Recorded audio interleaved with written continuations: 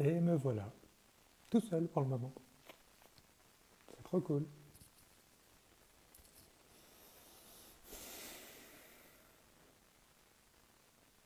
Ah, salut Alexandre, au taquet. Alors, est-ce que je t'invite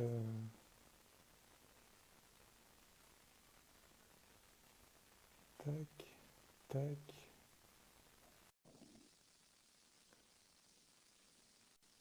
Coucou tout le monde. Bah dis donc, vous êtes ponctuels les enfants, c'est bon ça? Hello! Hello! Ça va? Donc déjà Adrien, je t'entends, Alexandre, tu t'entends ou pas? Oui, vous m'entendez? Eh ben ouais, super. Il Ah, nous chouette. manque que Cyril qui vient d'arriver. Attendez une seconde. Tac. Il est où, l'ami Cyril? Euh, Cyril, je ne te trouve pas. Je pense qu'il faut que toi, tu fasses une demande, hein. Ah, ça y est, elle est là. Bonsoir. Tac. Voilà. Et ouais, c'est de l'organisation quand on est quatre, hein. Et voilà. Bien Salut! Hello! joué.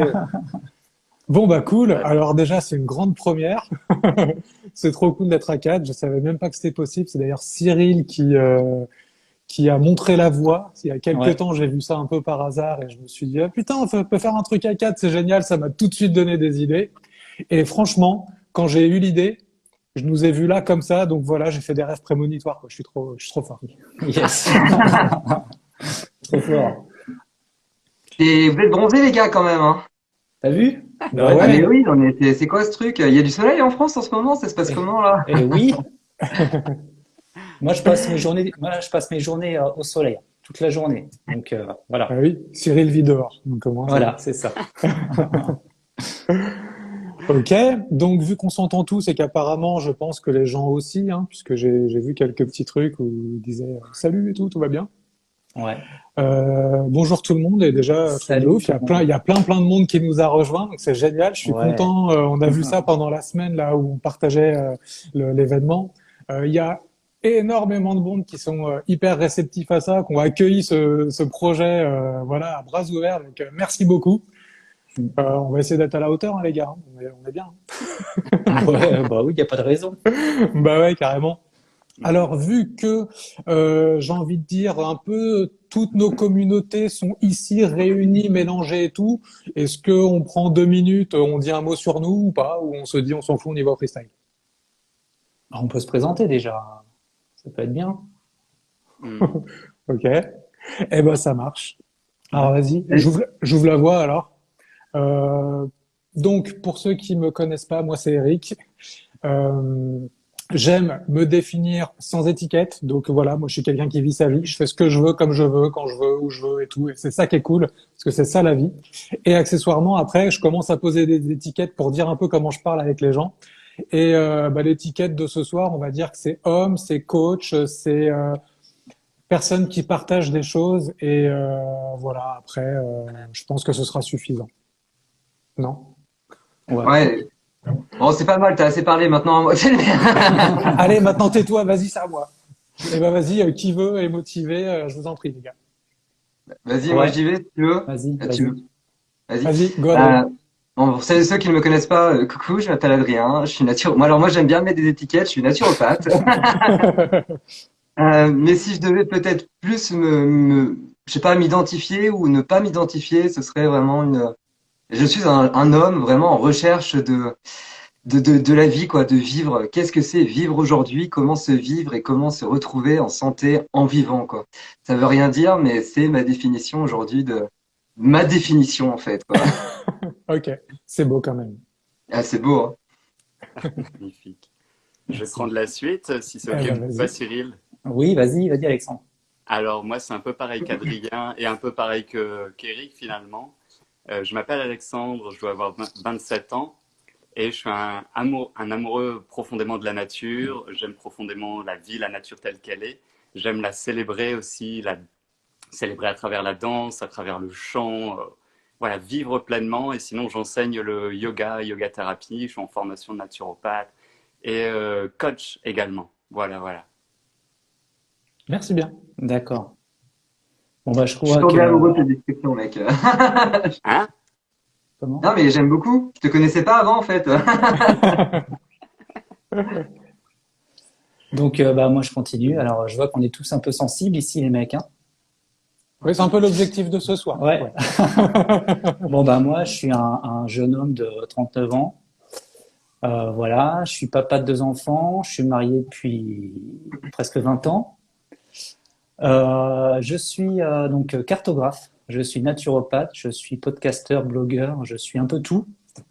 Je suis connu pour ça, pour être un peu partout, et j'aime avant tout vivre. J'aime avant tout l'hygiène de vie, prendre soin de mes proches, prendre soin de moi, et pas donner de règles ou d'exemples, juste être. Voilà. Ok. Donc, on a 4 modèles différents déjà de masculinité. Merci beaucoup, messieurs, d'avoir répondu présent et nous avoir dit quelques mots sur vous. Mhm.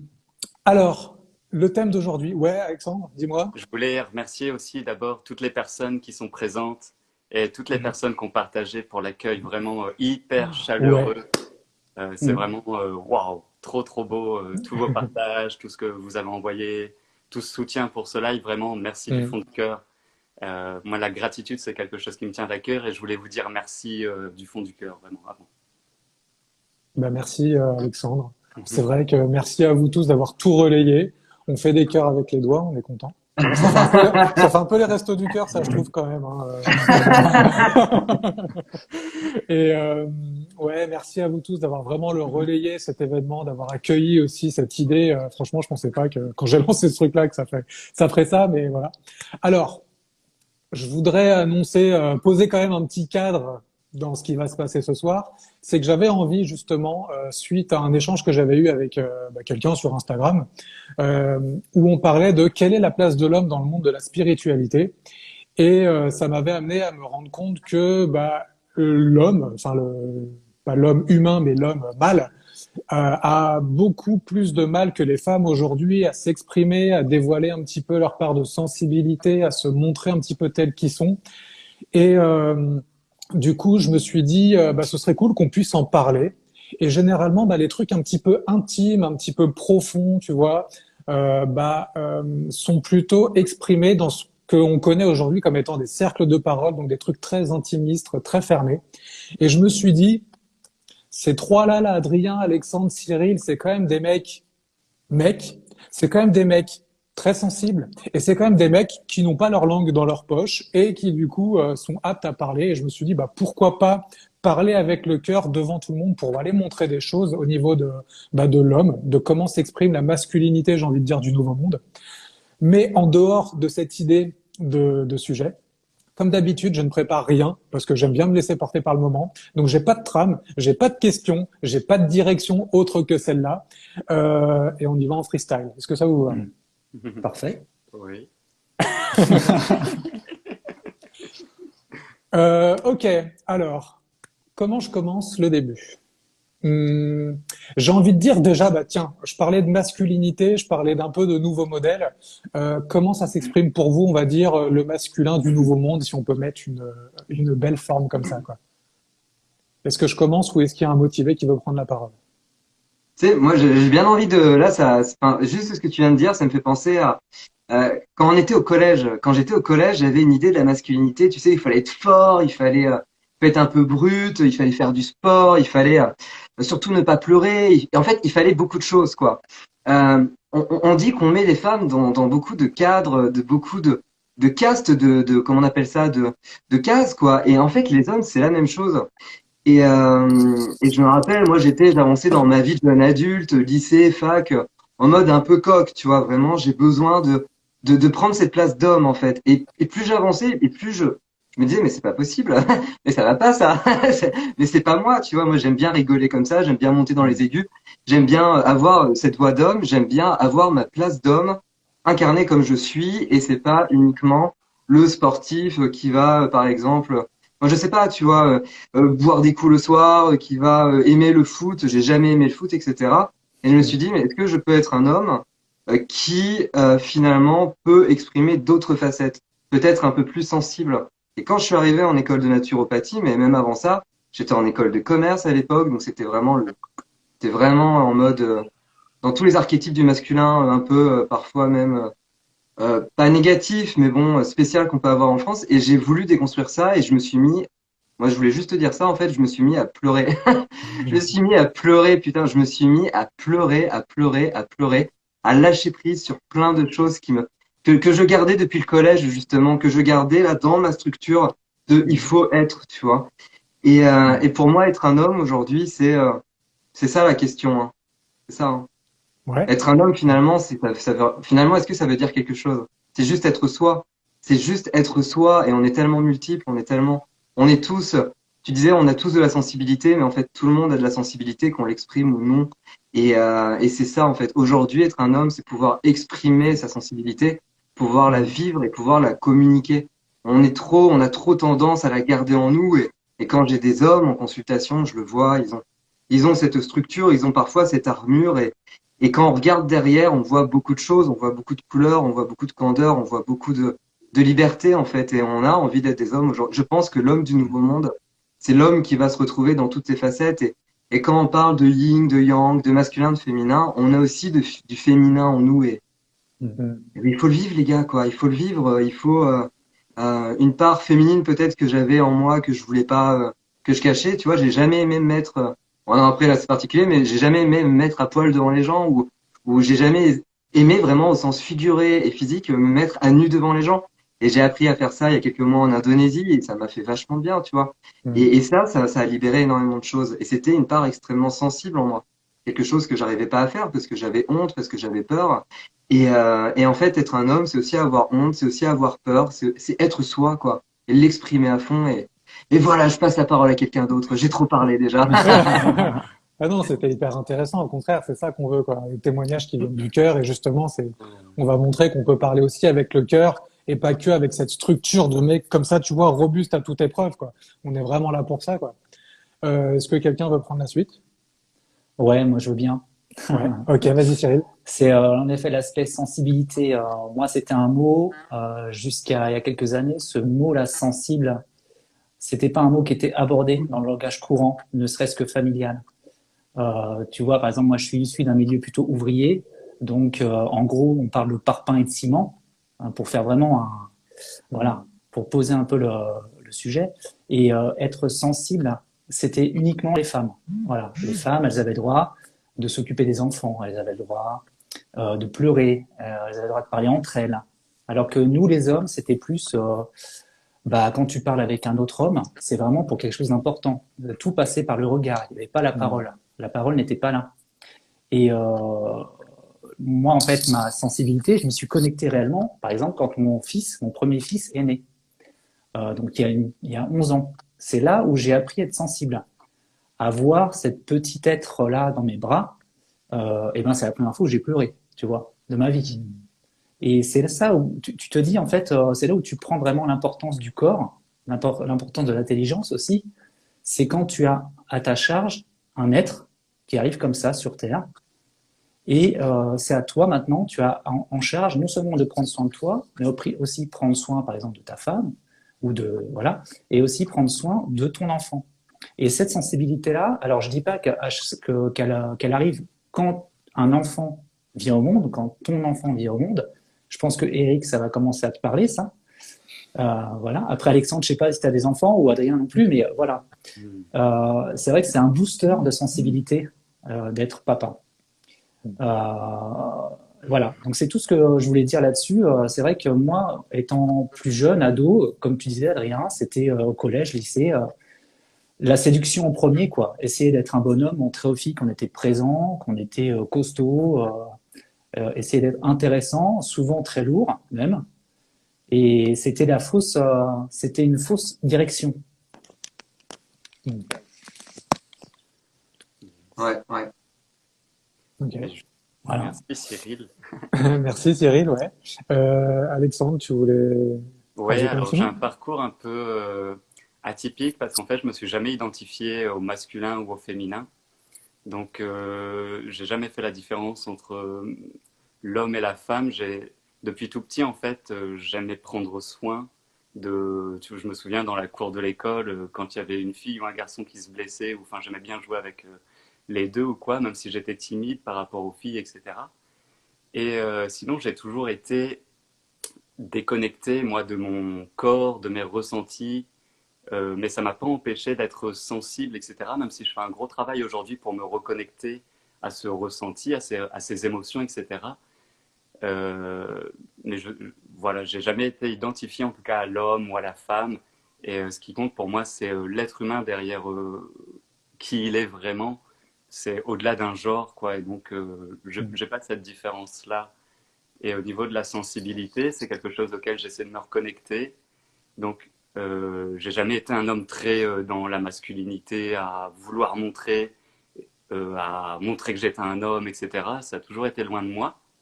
Et aujourd'hui, je veux me reconnecter à ça parce qu'on a besoin aussi des hommes qui sont présents, pas des hommes qui dominent, mais des hommes qui sont là. Tu vois, un peu un côté sauvage, mais un côté sauvage qu'on va venir transformer dans le cœur pour que ce soit humain, quoi. Donc moi, c'est un chemin un peu peut-être inverse où je recherche justement l'homme en moi pour pouvoir exprimer qui je suis, quoi. Dans sa multipotentialité, ses multi-univers, etc. Boum, qui je suis aujourd'hui, quoi. C'est marrant parce que ce que tu dis, moi, ça me fait penser que, tu vois, moi, mon parcours, il a presque été opposé à toi. C'est-à-dire que moi, merci Adrien, sans, sans, comment ça s'appelle, avoir vraiment cette posture de mâle dominant, moi, ce qu'on m'a exprimé et expliqué petit, c'était que bah, l'homme, c'est le chef de famille, quoi. C'est celui qui a les épaules pour résoudre tous les problèmes. C'est celui qui trouve les solutions. C'est celui qui est fort pour permettre aux autres d'être plus faibles à un instant donné. Tu vois, moi, c'est mon père qui a toujours tout porté. Mon père, je l'ai jamais vu pleurer une seule fois. Même quand ma mère est décédée, il allait dans le bureau fermer la porte pour pleurer devant des photos. D'ailleurs, s'il savait que je disais ça en public, ce serait peut-être pas bienvenu. Mais bref, on s'en fout. C'est pour montrer que vraiment, moi, le modèle que j'ai eu, c'est je dois être fort en toutes circonstances.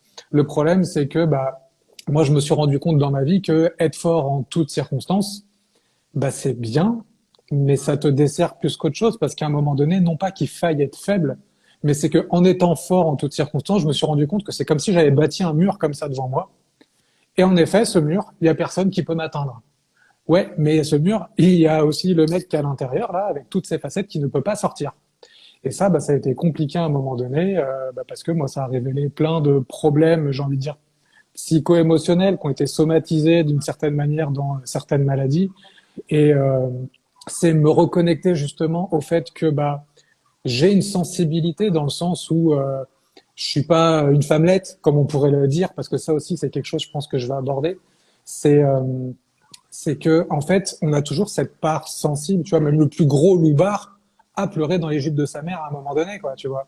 Et il y a cette partie qui existe et qu'on perd justement avec ces un peu ces ce qu'on pourrait appeler, je sais pas, la conscience collective, le paradigme de l'homme ou peu importe, tu vois. Mais il y a ça qui fait qu'à un moment donné, on se déconnecte d'une part de nous et que finalement, bah, en nous, c'est ça que je me suis rendu compte après, c'est qu'on est quand même l'équilibre, comme toute la vie est en équilibre.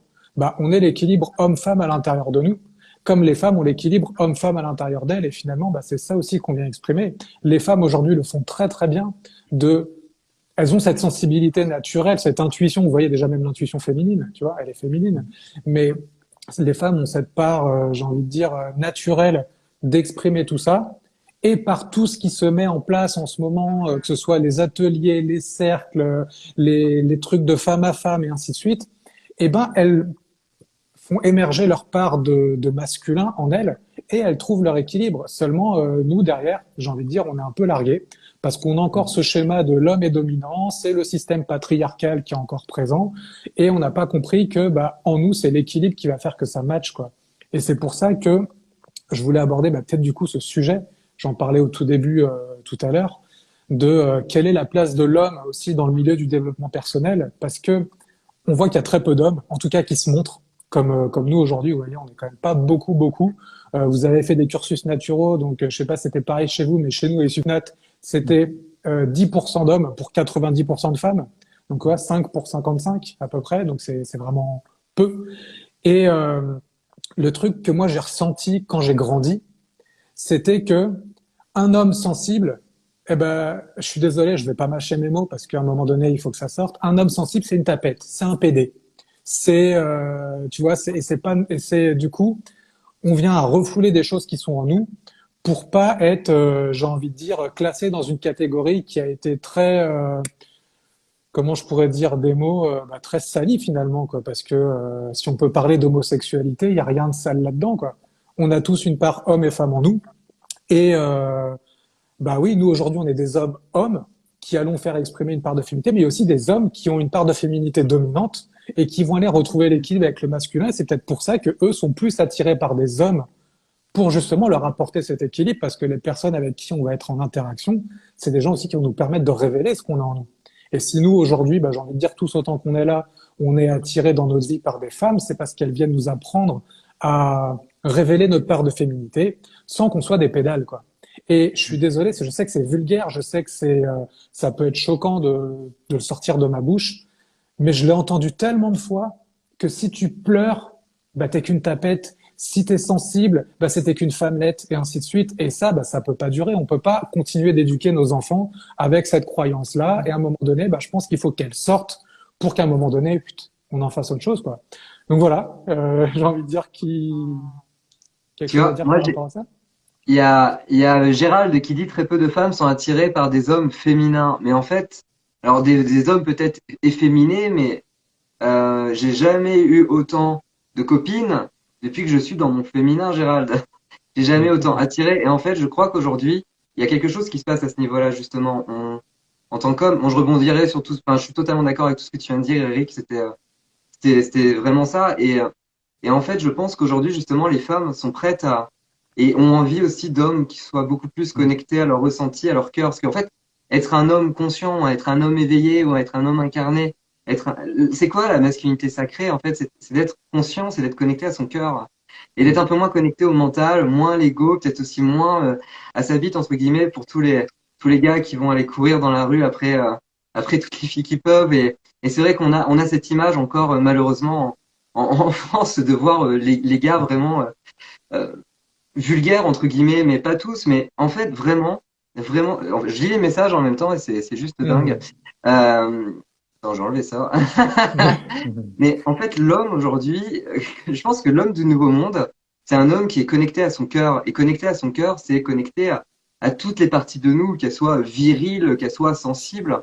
Et j'ai plein de copains qui sont gays, et eux, c'est pas des tapettes, tu les vois, tu vois que c'est pas des tapettes. Et j'ai plein de copains qui sont hétéros, et c'est des petites tapettes, quoi. Donc en fait, ça veut rien dire. Finalement, c'est vraiment on a des énergies multiples, et puis après, maintenant, on peut les exprimer. Et vraiment, au travers de ces 2 dernières années, au travers de mes voyages, au travers des rencontres que j'ai pu faire, comme vous, les gars, comme Eric, comme plein d'autres mecs vraiment conscients, ça m'a aussi ouvert à moi-même à une part plus large, même de ma sexualité en tant qu'homme. Je suis hétérosexuel et pourtant, aujourd'hui, tu vois, je pourrais même avoir envie, tendance, avoir pourquoi pas le désir d'expérimenter quelque chose avec un homme pour expérimenter aussi cette part sensible. D'autres, ça ne va pas les intéresser et pourtant, je peux le faire aujourd'hui, tu vois. Et ça, c'est une pépite que je balance parce que j'en parle pas, mais ça, c'est une partie de ma féminité, tu vois, qui s'exprime aussi aujourd'hui en moi et c'est dingue. Et d'ailleurs, même dans mon professionnel, au début, quand j'étais naturopathe, j'étais un taré en consultation et j'étais vraiment dans mon masculin, j'étais très carré comme ça et tout, mais je pense que je faisais peur. Et quand j'ai commencé à faire entrer un peu plus d'intuition, un peu plus de féminin en moi, finalement, au travers de mes consultations, là, il s'est passé des choses merveilleuses. Et je me suis dit, mais ces deux énergies ensemble, masculin et féminin, mais nous portent énormément. Et que ça soit, c'est pareil pour les femmes qui vont aller vers leur masculin et on voit un petit peu l'archétype même de la femme qui va aller dans son masculin à mort dans les grandes entreprises parce que sinon elle se fait marcher dessus, elle se fait écraser. Mais on est vraiment aujourd'hui, là aujourd'hui les gars, en 2021, on est sur un équilibre, on est en train d'arriver sur une sorte d'équilibre où on peut finalement, homme comme femme, arriver à trouver un acte de tempérance, d'homéostasie pour les naturopathes qui nous suivent. Équilibre. J'ai fini. Ok, merci, c'était très pertinent, quoi. Ouais, je suis totalement d'accord. Je vais compléter enfin, je vais compléter. Non, je vais pas compléter ce qu'a dit Riyad parce que c'était super complet justement. Mais en effet, comme tu dis, euh, quand on a, enfin, en fait, c'est en tant qu'homme, c'est essayer de saisir ce que ressent une femme. Essayer de comprendre l'empathie. C'est ça aussi. Je sais pas si ça vous parle, ça aussi, les mecs. L'empathie. Mm. Vraiment comprendre un peu les émotions des autres. Ça, en tant qu'homme, en tout cas, moi, c'est comme ça que je l'observe de par mes potes qui sont là, qui sont près de moi tous les jours. C'est que on n'arrive pas à se connecter à notre empathie à un moment donné. On est coupé de notre sensibilité et réussir justement à se reconnecter à cette empathie. L'empathie, pour moi, ça va de pair avec sensibilité, en fait. Et c'est là qu'on arrive à capter tout ce que les femmes endurent. Parce que moi, je le vois très bien. Je vois très bien tous les jours, ne serait-ce qu'avec ma femme et ma fille, tout ce que les femmes endurent réellement. Je parle, par exemple, des règles, tu vois, un truc tout con. Quand t'es homme, tu connais pas cette sensation-là. Tu peux pas être en pâte. Mais ce que la société leur renvoie. Par exemple, une petite fille dans la rue de 10 ans qui va se balader dans la rue. On a peur pour elle. C'est quand on est, par exemple, papa, parce que moi, je parle dans mon cas, je suis papa d'une petite fille qui a 8 ans, et j'ai compris ça quand elle est née, parce que je me suis connecté à cette sensibilité aussi là, cette empathie, de comprendre la dureté qu'ont les femmes à évoluer dans un monde qui est masculin. Vous voyez un peu? Ouais, bien sûr. C'est pas si je suis clair. Si, très bien. Si, complètement. Toi, tu l'as vécu avec ta femme, mais pour pas le Voilà. cacher, parce qu'elle le diffuse aussi sur les réseaux. Moi, j'ai vécu ça avec Anaïs et son ancien travail et la façon dont elle était traitée dans un milieu d'hommes. Et ouais, carrément, quoi. Je peux comprendre. Ouais. Eh bien, pour ma part, c'est encore Mm. l'expérience tout inverse. Et je pense que je vais en parler un petit peu de mon histoire. Parce que Ouais. moi, j'ai développé rapidement, je pense, ma part de féminité sans m'en rendre compte. Parce que mes parents se sont séparés quand j'avais 3 ans. Et donc, c'était un très gros choc pour le petit Alexandre. Donc, je crois que c'est à ce moment-là qu'il s'est très dissocié. Mais moi, j'ai vu mon père pleurer, justement. Et du coup, j'ai vécu avec mon père. Et je crois que j'ai dû prendre la place un peu de ma mère en tant qu'enfant. Et donc, j'ai très vite développé l'accueil, la sensibilité, l'hypersensibilité, l'hyper-empathie, l'hyper-bienveillance depuis que je suis tout petit. Donc, ça Mm. m'est un peu étranger tout ce que vous dites. Et donc, moi, j'ai l'impression de vivre dans un monde un peu ailleurs Mm. parce que j'ai rapidement développé cette forme d'accueil. Et comme je le disais, aujourd'hui, je suis plus à la recherche de ma masculinité. Et donc, ça me fait plaisir d'être avec des hommes et de voir des hommes qui incarnent une masculinité sans l'imposer, tu vois, mais qui vivent. Tu vois, j'aime bien un lion, tu vois. C'est genre, Mm. c'est tranquille, mais c'est là. Mais t'as pas besoin de le faire chier, tu vois.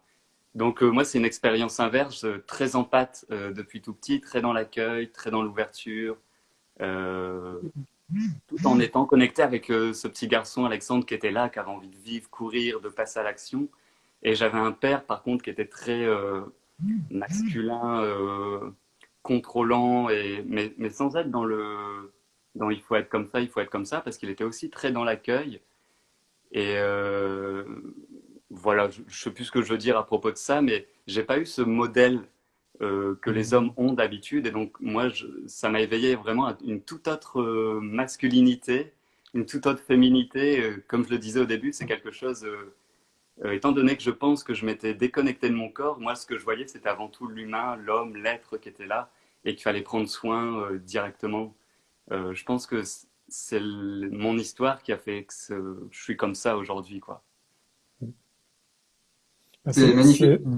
ouais, c'est vraiment super aussi de voir que bah, la masculinité, finalement, elle peut venir bah, comme un peu tout de plein de chemins, quoi. On a des hommes, on a des hommes déjà bien équilibrés, on a des hommes qui se découvrent à travers aussi les autres, on a des hommes qui finalement sont plus féminins dans l'aspect polarité. Alors dans ma bouche, j'entends féminin, tout ce qui est vraiment lié à la sensibilité, à l'émotionnel, à l'intuition, à vraiment toutes les caractéristiques, j'ai envie de dire, féminines. Et quand je parle de homme-homme, je parle plus de cet aspect, j'ai envie de dire, force, présence. Quand je dis présence, c'est où quelqu'un qui est présent physiquement, on est plus dans le matériel, dans le concret, j'ai envie de dire. Et voilà, je parle un petit peu de ça comme ça. J'espère qu'Alexandre ne nous a pas perdus parce que chez moi il est figé. Mais j'aime voir aussi que, bah, tu vois, on peut être tout à fait équilibré, homme, tout en étant Ça parti bug. d'abord d'une polarité masculine. Non, c'est bon, t'es revenu, Alexandre. Ah, ok. Et ouais, tout va bien. Et je disais justement, j'aime voir aussi l'exemple que tu nous montres aujourd'hui, de voir que il y a des hommes qui partent plus d'abord dans leur polarité féminine et qui reviennent vers l'équilibre en travaillant enfin quand je dis en travaillant, en, en essayant d'aller plus vers la polarité masculine sans être, comme je disais tout à l'heure, péjorativement une femmelette ou quoi que ce soit. Tu vois, tu as toujours été homme, même si tu étais très proche de ta sensibilité. Quand tu étais un peu déconnecté, je disais des caractéristiques féminines dominantes, on va dire, et qu'aujourd'hui tu ramènes l'équilibre vers les caractéristiques masculines pour justement pouvoir construire les deux. Et tout à l'heure, je voyais un message qui disait homme sensible égale friendzone direct. Bah, j'ai envie de dire, moi, ça m'a rappelé un truc, c'est que je fais la différence entre sensible et faible. C'est-à-dire que oui, quand tu montres que tu n'es pas présent, quand tu ne t'affirmes pas, et quand je parle d'affirmation, je parle pas de s'imposer, je parle d'affirmation de qui on est. Eh ben, en effet, tu peux paraître pour quelqu'un de faible, mais moi, que je sois homme, femme et que je recherche un homme ou une femme, ben, j'ai pas forcément envie de quelqu'un de faible, j'ai envie de quelqu'un d'équilibré, tu vois. Ça veut pas dire que je vais le rejeter, que je vais pas pouvoir l'avoir dans ma vie, cette personne. Mais je n'associe pas la sensibilité à la faiblesse. Et que moi, quand j'entends homme sensible égale friendzone, eh ben, j'entends homme faible. Et la sensibilité, je répète, c'est pas la faiblesse pour moi. C'est vraiment au contraire une preuve de force et de courage que de montrer ce qui se joue en nous, de montrer à l'autre ce qu'on ressent, d'exprimer ce qu'on ressent. Et c'est une force parce que déjà, ça prouve qu'on est honnête avec soi, qu'on est aligné avec soi. Et pour rebondir sur ce que disait Cyril tout à l'heure, pour moi, pour faire preuve d'empathie, pour pouvoir me mettre à la place de quelqu'un et imaginer ce qu'elle peut ressentir, bah, il faut que je le ressente moi-même. Si je connais pas la tristesse, comment je peux être en empathie avec quelqu'un qui est triste? Si je connais pas l'émotivité, je sais pas, voilà, peu importe les émotions, j'avoue que là je perds mes mots, mais si je ne connais pas l'émotion, si je ne vis pas l'émotion, pardon, au-delà de la définition du dictionnaire, si je ne vis pas l'émotion, comment je peux être en empathie avec quelqu'un, quoi? Comment je peux imaginer ce que ça représente pour lui d'être triste, de se sentir coupable, de se sentir incapable ou quoi que ce soit, enfin, voilà. Et donc pour moi, ça c'est déjà, on pourrait parler d'un cadeau qu'on fait au monde en étant soi-même, en laissant exprimer cette sensibilité, mais on se fait un cadeau à soi finalement parce que bah, c'est vachement, enfin, je sais pas vous les gars, mais moi depuis que je m'autorise à être sensible, ça veut pas dire que je pleure toutes les 5 minutes, hein, attention, Ouais, c'est faut ça. pas confondre. C'est ce qui avait Mais marqué. depuis Faut, que, faut pas confondre les faiblesses. voilà. Mm. Et ben depuis que je m'autorise ça, mais ma vie elle est carrément plus fluide. C'est grâce à ça que j'ai rencontré une femme merveilleuse comme Anaïs. Avant, enfin c'était la galère pour moi quoi. Tu vois. Et depuis que je suis plus féminin, eh ben j'ai une femme merveilleuse quoi. Et ma vie elle est tellement plus simple. Donc voilà, je sais pas ce que vous en pensez vous, mais c'est ça que je voulais dire quoi. Bien sûr, bien sûr. Ouais, J'avais et trop envie de faire une blague là, mais je me suis dit je vais pas le faire, on est en live, il y a du monde et tout. Après Anaïs, elle va m'en vouloir. Mais vas-y, fais des blagues, hein, on est là pour se détendre aussi, hein, c'est pas sérieux, hein, Non, non, mais en fait, c'est léger. je- il y avait un truc sur lequel je voulais rebondir et c'était ce que tu disais, Alexandre. Tu disais que toi, très rapidement, avec le divorce de tes parents à 3 ans, tu as pu expérimenter une part féminine. Tu es allé dedans et Alexandre, il est reparti. Merde. Ouais. Ah, Bon, attends, bon, tant pis. Et en fait, ce qui s'est passé, c'est que moi, quand j'étais gamin, j'avais cette part de sensibilité, j'avais vachement d'empathie, j'étais dans mon intuition. Et en fait, bah, ce qui s'est passé encore une fois, c'est qu'au fur et à mesure de mon âge qui a évolué, de la société également, et bien j'ai refermé tout ça parce que je voyais que c'était pas d'équerre. Je me disais presque que c'était pas normal. C'est-à-dire que quand j'étais jeune, je me disais c'était pas normal d'être intuitif, c'était pas normal d'exprimer ma sensibilité, c'était pas normal d'être moi en fait en tant qu'homme parce que ben, en fait le schéma n'est pas celui-là. Et aujourd'hui, j'ai quand même le sentiment quand je regarde ma plus jeune sœur, quand je vois elle a 18 ans, quand je vois son parcours, et puis quand je vois les hommes autour d'elle, les très jeunes hommes, ces petits adolescents, et en fait je me dis mais il se passe quelque chose là les gars là, il se passe quelque chose parce que les jeunes hommes d'aujourd'hui ne sont même plus les jeunes hommes enfin nous en fait, de notre époque. Alors c'était il y a quoi? Il y a même pas 10 ans, 5 ans, quoi. Et en fait, aujourd'hui, on voit qu'ils s'expriment plus facilement. Ils expriment plus facilement que ce soit leur sensibilité, leur côté artistique, leur intuition, leurs émotions, leur sexualité. Et là, je me dis, il y a un truc qui est en train de se passer quand même. En fait, Vas-y. il y a une chose qui se passe, c'est dans l'éducation, dans l'éducation courante, l'éducation nationale, on peut dire, qu'il y a des personnes, des maîtresses, des maîtres qui sont là pour éveiller, je trouve, d'une autre façon que nous, une autre éducation que nous avons eue dans nos jeunes années. Moi, je dis ça parce que ma femme, elle est prof des écoles, que je connais plein de profs des écoles qui sont dans l'empathie, justement, dans le partage, dans l'écoute, la parole aussi, de partager la parole, que chaque enfant a sa place dans la société, que son avis est une intelligence et qu'il est utile. Et ça, je trouve qu'il y a un gros changement en effet dans l'éducation.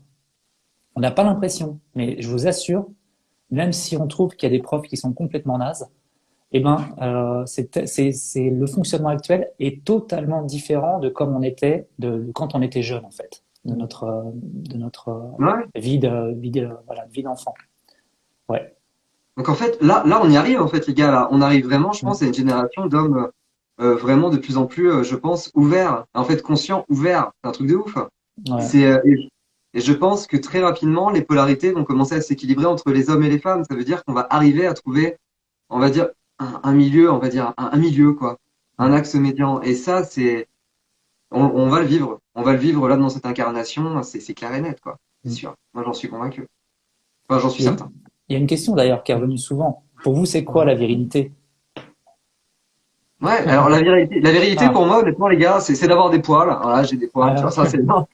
Non, la virilité, je pense que c'est de s'assumer, c'est d'avoir le courage de s'assumer et d'être soi. Voilà. Et effectivement, c'est Exact. important aussi d'être aussi, et effectivement, quand on dit ça, quand on parle du fait de pleurer, de sensibilité, d'émotionnel, ou de joie, ou de faire, qu'importe, tu vois, mais en fait, également, ça veut pas dire qu'on n'est pas là, qu'on n'est pas stable, qu'on n'est pas solide, et qu'on n'est pas ancré, quoi, qu'on n'exprime toujours pas, enfin, on l'exprime, cette force aussi masculine. On fait les deux. Et je pense que c'est ça aujourd'hui, être un homme viril, c'est pouvoir s'exprimer soi, avoir le courage d'être soi et sortir de ses postures, adopter la juste posture, pour reprendre les termes de Thierry Janssen, et vraiment adopter la juste posture. C'est quoi la juste posture? C'est soi, c'est être soi. À partir de là, on est viril. Ouais. Ben, j'aurais dit pareil que toi, Adrien, parce que du coup, étant donné que je suis à l'école de la posture juste, effectivement, la posture de gravité, c'est la posture juste, c'est se connaître, c'est dans toutes ses dimensions, et c'est s'ajuster par rapport à ce que la vie nous propose, en fait, et d'être OK avec ça, et que des fois, des fois, on n'arrive pas à s'ajuster, mais on accueille quand même ça, des fois, on arrive à s'ajuster, et tout est OK, en fait. Mais c'est d'exprimer, d'avoir le courage de s'exprimer. Tu disais, ouais, je trouve ça super cool, super beau. Et parfois, on n'a pas le courage, parfois, on a peur parce qu'on a encore des blessures ou quoi, mais c'est OK. Et voilà, on est tous en chemin, je crois, et c'est accueillir en fait tout le temps en permanence nos différents états entre la posture juste et la posture juste, justement. Donc, ouais, la virilité, c'est ça pour moi aussi. Et je vais juste reprendre la parole 2 secondes. Thierry Johnson, je l'ai eu au téléphone il y a quelques mois. Et, et en fait, on avait un deal professionnel ensemble et j'ai adopté une certaine posture. À ce moment-là, j'étais communicant et je me suis effondré au téléphone. Et vraiment, en fait, le mec m'a fait sortir de ma posture avec bienveillance et ça a été merveilleux. Sur le coup, j'étais pas content, mais en fait, ça a été dingue. Il y a eu une vraie libération et il y a un réajustement derrière et je me suis regardé, je me suis observé et je me suis dit, OK, là, c'est intéressant parce que même en ayant cette vision et cette conscience du fait que maintenant je veux être plus comme ça, je veux plus exprimer ma sensibilité, on va dire mon moi global. Et au travail, certaines fois, je pouvais retourner un peu dans une énergie un peu de guerrier, de masculin, de masculinité, mais tu sais, totalement dépourvu, quoi. Il n'y avait pas de substance, en fait. C'était pas moi. Et je retombais quand même là-dedans. Et lui, il m'a remis sur une posture différente. Et là, ça a été intéressant. Ça a été intéressant. J'en ai parlé à Eric, d'ailleurs. Je me souviens. Ouais. Et donc voilà. Ouais. Moi, je sais pas si je vais rajouter grand-chose de plus parce que vous avez tout dit, quoi. Enfin, pour moi, la virilité aujourd'hui, c'est l'équilibre. Alors du coup, ça amène une nouvelle définition de la virilité puisque généralement, quand on parle virilité, on voit les anciens films avec les acteurs italiens type Aldo Machon Ouais. qui marche avec le torse bombé comme ça, comme tu disais, poil en avant. Mais finalement, pour moi, je sais pas si je pouvais donner une image, l'homme viril, c'est l'homme qui a, tu vois, les portes ici du cœur, elles sont ouvertes, c'est bon, c'est accessible, vous pouvez venir lire et je peux vous dévoiler, quoi. Pour moi, j'ai envie de dire que c'est ça la virilité d'aujourd'hui. Et je pense que plus les gens s'éveillent, et c'est ce qu'on est amené à vivre aujourd'hui, même si c'est dans des chamboulements pour certains ou tranquillou pour les autres, mais on est amené à s'éveiller. Et l'éveil, c'est quoi? Bah, c'est retourner dans l'amour, quoi. L'amour, c'est l'équilibre. L'amour, c'est la substance de base, avant que tout soit scindé en différentes parties, qui est qu'il y a des hommes, des femmes, il y a de la lumière, il y a de l'ombre, et ainsi de suite, quoi. Et pour moi, c'est la réunion des deux qui fait qu'on retourne justement dans le cœur, dans l'amour.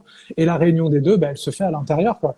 Et donc la réunion des deux, bah, pour faire un peu de, je sais pas, de philosophie, en tout cas de comment je l'ai compris moi, bah, la réunion des deux, c'est j'ai ma partie féminine qui va capter les idées, les intuitions, qui va avoir les envies, qui vont vraiment me déconnecter du mental et des peurs et ainsi de suite. Et ensuite, ma partie masculine va faire, OK, pour réaliser cette idée qui vient de m'être, j'ai envie de dire, donnée, eh ben, étape 1, étape 2, étape 3, étape 4. Et donc, si on n'a pas ces deux parts-là, soit on vit dans un monde de rêve, et moi, avec certaines des coachées que j'ai actuellement, bah, c'est pour ça qu'elles sont venues me voir. J'ai 1 million d'idées, mais je sais pas les mettre dans la matière. Et à côté de ça, les hommes, c'est, bah, en gros, moi, j'ai besoin un peu de sortir de la matière parce que je sais pas m'écouter, je sais pas qui je suis. Alors là, je caricature, mais c'est vraiment les deux modèles que j'ai en coaching, même si j'ai toujours 90% de femmes et 10% d'hommes. Mais c'est ça qui se passe. Et le travail, à chaque fois, c'est de revenir à l'équilibre. OK, les femmes, on va structurer un petit peu plus, on va arriver dans la matière. OK, les hommes, on va prendre un peu de recul et on va aller voir ce qui se passe un petit peu là-haut. Mais là-haut, c'est là-dedans, en fait. C'est qu'est-ce qui se passe dans le cœur. Du coup, ouvre les portes, quoi. Et C'est ça. ouais, vas-y, dis. Non, non, c'est passionnant. Non, j'ai dit c'est ça parce que j'avais oublié que je faisais partie du live, tu vois. J'étais, ah, il a raison, tu vois. Ouais. Putain, mais j'ai envie de dire un truc. Bah, vas-y, dis-le, toi, t'es là. Non, non, mais alors par contre, il y a un truc qui était intéressant, c'était, je ne sais plus qui au-dessus disait, qu'est-ce que vous pensez des rugbymen? Ouais, Mais c'est ce que à je voulais Issipnat, aussi rebondir. ouais, à Issipnat, on avait un rugbyman en équipe de France, Manuel Dallinga, qui était dans la promo dans ma promo, enfin bref. Et le mec, c'est un des gars les plus émotionnels que j'ai Ouais. rencontré à l'époque, quoi. Et là, j'ai un super copain, c'est un ancien militaire, Charles, la naturopathie sexy, c'est un ancien militaire dans les forces spéciales, le gars est rugbyman, il est ultra sensible.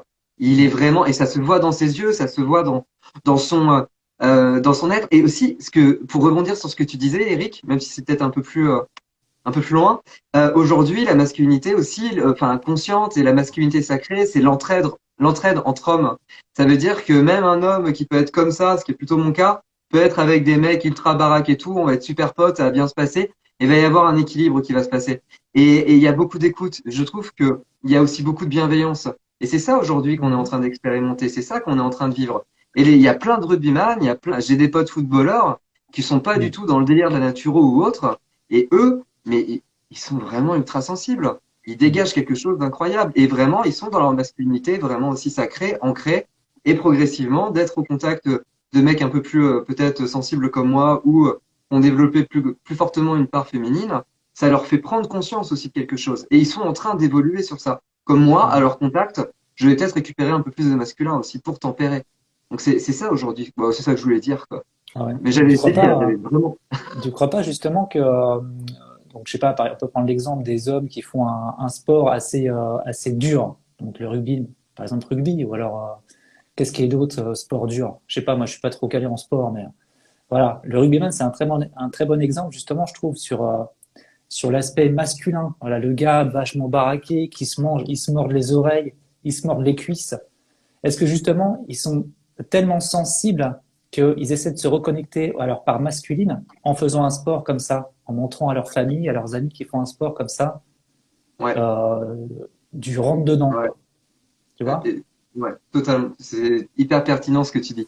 Vous en pensez quoi, les gars? Franchement, c'est hyper pertinent. Ouais, ouais, ouais.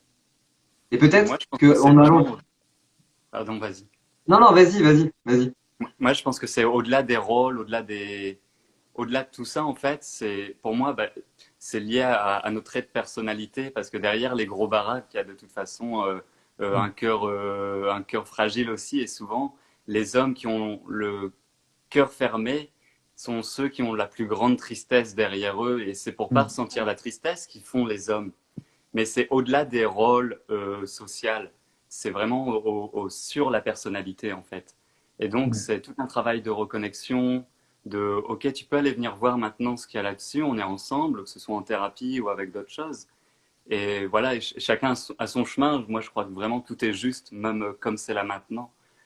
Mais pour moi, c'est plus lié à un trait de personnalité, à des blessures d'enfance, peut-être transgénérationnelles, peut-être même d'autres vies passées qui sont là, du coup, on a voulu se couper. Mais derrière, il y a beaucoup de sensiblerie, j'ai envie de dire. Je sais pas si ça existe, mais mais pour moi, c'est au-delà des rôles, quoi. C'est vraiment des blessures voilà. Et chacun, ça peut être des femmes aussi qui ont le cœur fermé, qui sont très dures.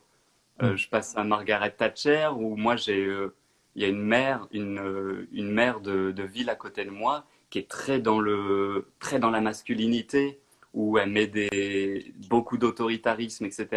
Et c'est une femme. Et c'est pour ça que je pense que c'est vraiment quelque chose qui est au-delà des genres et qui touche tout le monde de par notre personnalité, de par le transgénérationnel, transpersonnel, l'inconscient collectif. Et il n'y a pas de rôle de genre, etc. Je crois que c'est ça, pour ma part en tout cas. En effet, je pense que, ouais. Non, vas-y, tu voulais dire? Je voulais juste, en fait, il y a un truc qui est intéressant, c'est que là, on est quand même 4 mecs qui viennent d'horizons différentes, qui aujourd'hui, on est tous les quatre des accompagnants aussi, et on a tous les quatre, pour rebondir un peu sur cette notion de masculinité consciente ou éveillée, en fait, on est éveillé, quoi. Je veux dire, enfin, éveillé, ça veut rien dire, mais on parle de réincarnation comme on parlerait du pain qu'on achète demain, quoi. Exactement. Et ça, il y a encore quelques années, mais jamais, jamais on en parlerait. Enfin, mais nos aînés n'en parlaient pas aussi facilement. Et le pire, je rebondis sur ce que tu dis, c'est que tu vas en parler à des personnes extérieures qui sont complètement pas du tout dans ce truc-là, et en fait, enfin moi je le vois souvent dans ma famille proche, par exemple, ou des amis, où tu vas leur parler de spiritualité, de vie antérieure, et en fait, tu vas allumer une étincelle dans leur œil. Ils vont se dire, ben, ah ouais, ah ben en fait, on a le droit de parler de ça, tu vois, sans dire vraiment, mais et du coup, c'est ça, ça crée un petit éveil, une petite flamme dans leur conscience pour dire que bah oui, on a des vies antérieures. Oui, on est féminin aussi. Oui, toi, tu es aussi masculin. Enfin, et c'est d'enlever les clivages, d'enlever les petits murs qu'on nous a mis là, étant enfant de garçons, femmes, gros salaire, petit salaire, et qu'en fait, bah non, t'es juste un corps avec une âme. Et toi, qu'est-ce que t'en fais maintenant de tout ça? Non, mais c'est vraiment ça. Et c'est qu'on arrive à parler de cette expérience aujourd'hui terrestre, de cette incarnation aussi facilement. C'est que là, on voit bien qu'on est dans le nouveau monde déjà. Là, c'est bon, les gars. On peut l'arrêter le live. C'est bon, on a tout gagné. C'est bon, allez hop, c'est bouclé. Allez. Vous verrez le replay la semaine prochaine, non, tout à l'heure. Pardon. Non, en fait, c'est hyper intéressant ce que tu dis, Cyril, parce que là, juste là, il y avait une question. Attendez, écrivez pas trop parce que j'arrive pas à revenir. C'était, ouais, voilà, comment ouvrir son cœur, quoi. Et justement, bah, c'est ça qui est hyper intéressant, c'est que bah, ça rejoint ce que tu dis, Cyril. C'est déjà de pouvoir parler ouvertement de sensibilité, de féminité dans un corps d'homme, de réincarnation, d'éveil, de spiritualité, d'envie, de quoi que ce soit, mais d'en parler aux gens qui sont fermés. Moi, j'ai envie de dire, dans ma famille, je suis le premier vraiment, et pourtant j'ai une très très très grande famille. Mais je suis le premier à parler de tout ça ouvertement, publiquement. Je suis le premier à me reconvertir dans un truc qui me fait plaisir et pas par obligation ou par souci de rentabilité. Et j'ai eu les peurs qui m'ont été réveillées, enfin qui m'ont été révélées, leurs peurs qui m'ont été révélées quand je leur ai annoncé tout ça. Mais à un moment, en gros, j'ai pas fermé ma gueule, quoi. J'ai pas dit ah oui c'est vrai, t'as raison, désolé, puis je fais le truc dans mon coin. Non, je leur ai dit je sais qui je suis, c'est ce que j'ai envie de faire, c'est comme ça que ça me parle. Tes peurs n'ont pas à être les miennes. Et finalement, bah, comment ouvrir son cœur? Bah, déjà, c'est pas le fermer, quoi. J'ai envie de dire tout simplement. C'est-à-dire que quand tu vibres quelque chose, quand tu ressens quelque chose, bah, t'as pas à te taire parce que ça dérange les autres ou parce que c'est pas conforme à ton cercle qui te valide habituellement, quoi. Donc, ça, c'est hyper important. C'est justement de continuer d'en parler comme on le fait. Je vois tout le monde rigoler. J'avoue, j'ai pas percuté la blague, mais c'est pas grave, je continue. et c'est justement ça, quoi. J'ai envie de dire, comme beaucoup de choses, quoi, où on parle de comment lâcher prise, bah, ne prends pas prise. Comment ouvrir son cœur, ne le ferme pas. Comment être honnête, Alors, bah, parle. Tu vois, et plein de choses comme ça, quoi. Alexandre? Vas-y, dis-moi. C'est beaucoup plus dur que ça pour moi. Ça vient vraiment de l'enfance où on ne choisit pas d'ouvrir ou de fermer son cœur, ça se fait naturellement. Pour moi en tout cas, où je me suis coupé de mes ressentis. Et encore une fois, c'est des traumas, c'est des blessures. Et la reconnexion au cœur, c'est une voie en fait, c'est un chemin d'éveil spirituel. Hein. C'est une traversée qui est délicate. Aujourd'hui, je suis en train d'expérimenter le cœur fermé parce que j'aimerais l'ouvrir. Mais en fait, il se ferme du coup. Et c'est hyper compliqué d'ouvrir un cœur. C'est vraiment un travail spirituel. On ne choisit pas de l'ouvrir ou de le fermer. Parce que Et pourquoi, derrière, il y a peut-être des blessures, il y a peut-être plein de trucs, etc. Et voilà, c'est un chemin petit à petit. Il s'ouvrira quand ce sera le moment. Et petit à petit, quoi. Alexandre, pourquoi tu veux ouvrir ton cœur aujourd'hui? Pourquoi maintenant? Qu'est-ce qui se passe? Eh bien, ce qui se passe, comme je l'ai dit, du coup, c'est que je m'autorisais pas à ressentir, en fait. J'étais très déconnecté. Et maintenant, en fait, ce qui s'est passé, j'ai été très déconnecté. Même en faisant du yoga et de la méditation, j'ai connu un éveil spirituel pendant plusieurs semaines. Et du coup, j'ai fait l'expérience de l'unité. C'était extraordinaire. J'ai continué le yoga, la méditation, etc. Mais ça m'a pas reconnecté à qui j'étais parce que j'étais dissocié de manière pathologique, en fait. Et on parle de recouvrement d'âme en chamanisme, de dissociation psychologique, pathologique en psychologie. Et du coup, avec Thierry Janssen, on parle de schizophrénie. Et je me suis jamais rendu compte que j'étais en fait totalement désincarné, même en pratiquant le yoga et la méditation tous les jours, quoi. Et en fait, au mois d'octobre, avec ma chérie, on a appris qu'elle était enceinte, qu'elle allait avoir un bébé ensemble, etc. Donc c'était super chouette. Et à Noël, du coup, on en profite pour annoncer tout ça à la famille, etc. Et parce que ça faisait 3 mois, on se dit bon bah c'est bon, là on va l'annoncer à la famille et c'est un joyeux cadeau de Noël, quoi, tu vois. Et le 5 janvier, on allait poster une photo sur Internet de nous avec voilà, tenez, on est très heureux de vous annoncer ça, on est enceinte à nos communautés Facebook respectives, Instagram, etc. Tu vois. Mais on se dit on va attendre un petit peu, on la postera cet après-midi parce qu'on a une rencontre chez la gynéco à 9 h à l'ouverture. Et là, on va chez la gynéco et on apprend qu'elle fait une fausse couche. Et boum, je commence déjà par prendre soin de Lucie pour cette nouvelle.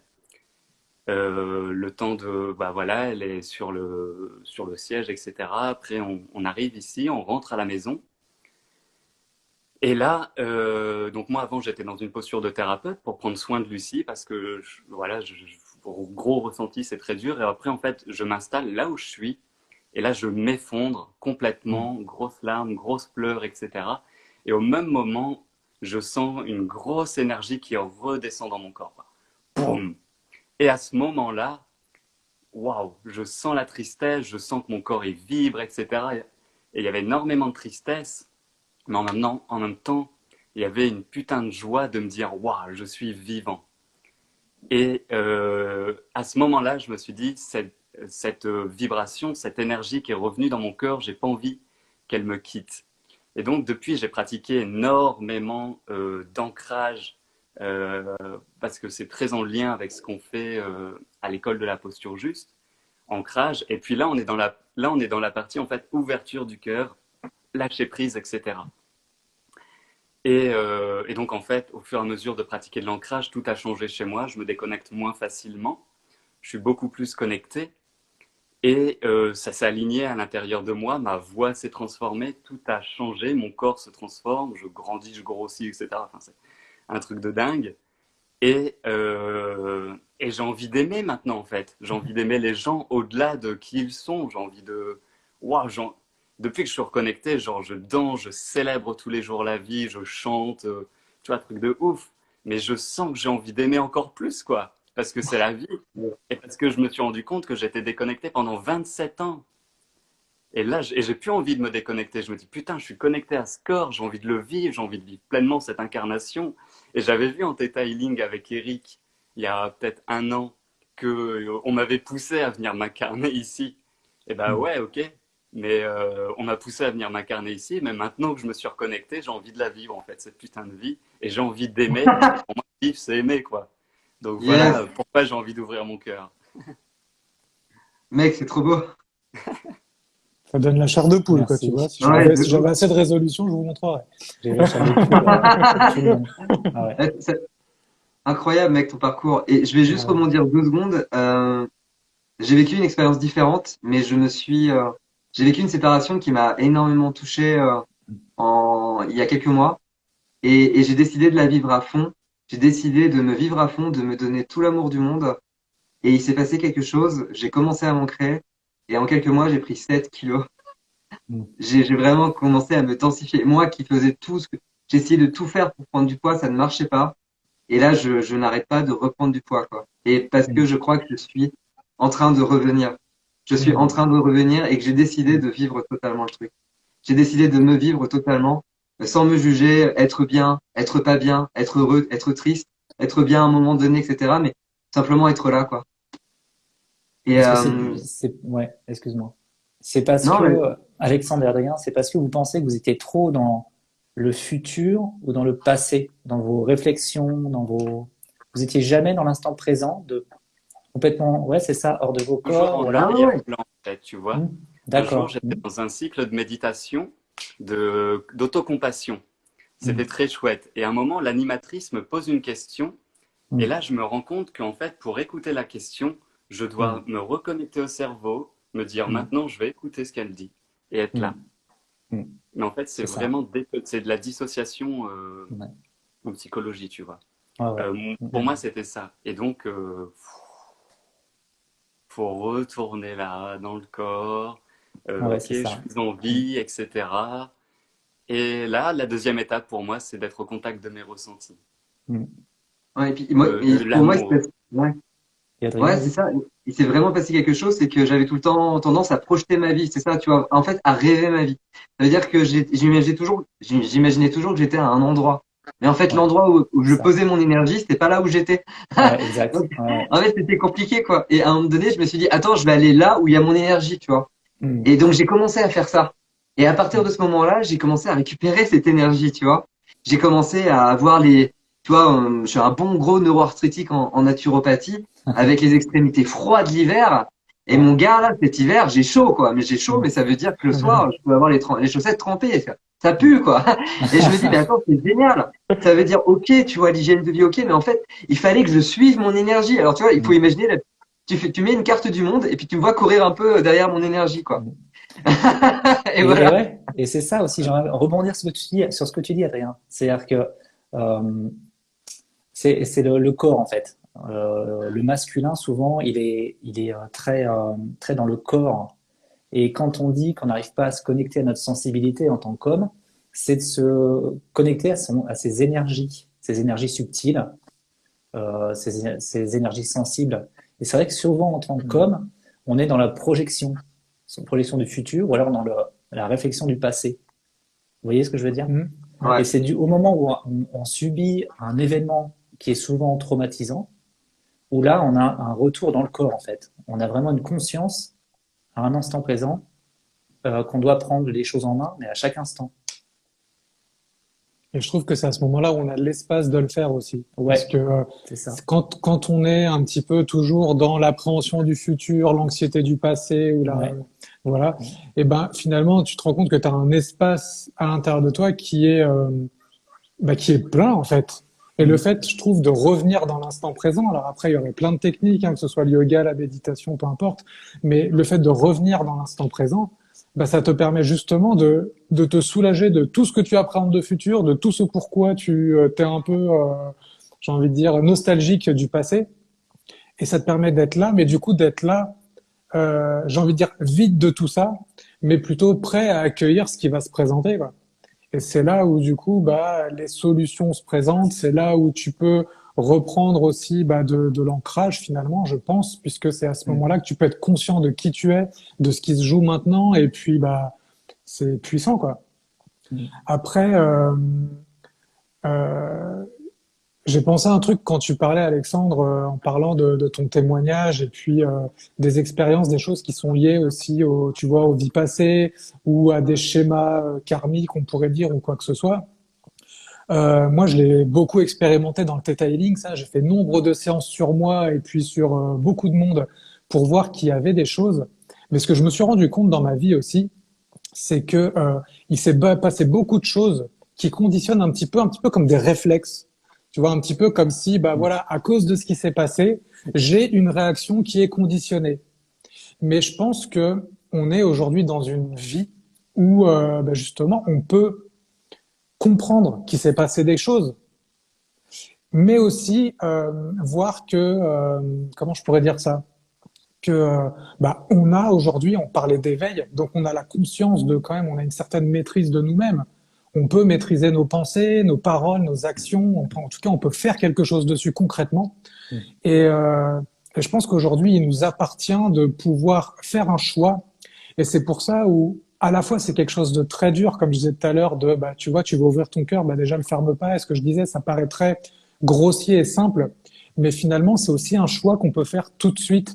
Et c'est-à-dire, c'est le choix qui se fait dans le présent. Parce que finalement, je dis pas que c'est pas utile de le faire, mais à certains moments, quand on se retourne comme ça vers le passé et qu'on se dit, OK, il s'est passé tout ça dans mes autres vies, et ainsi de suite. D'ailleurs, on part du principe aussi que les autres vies, c'est forcément passé, mais parfois c'est futur. Bref, ça c'est encore un autre débat.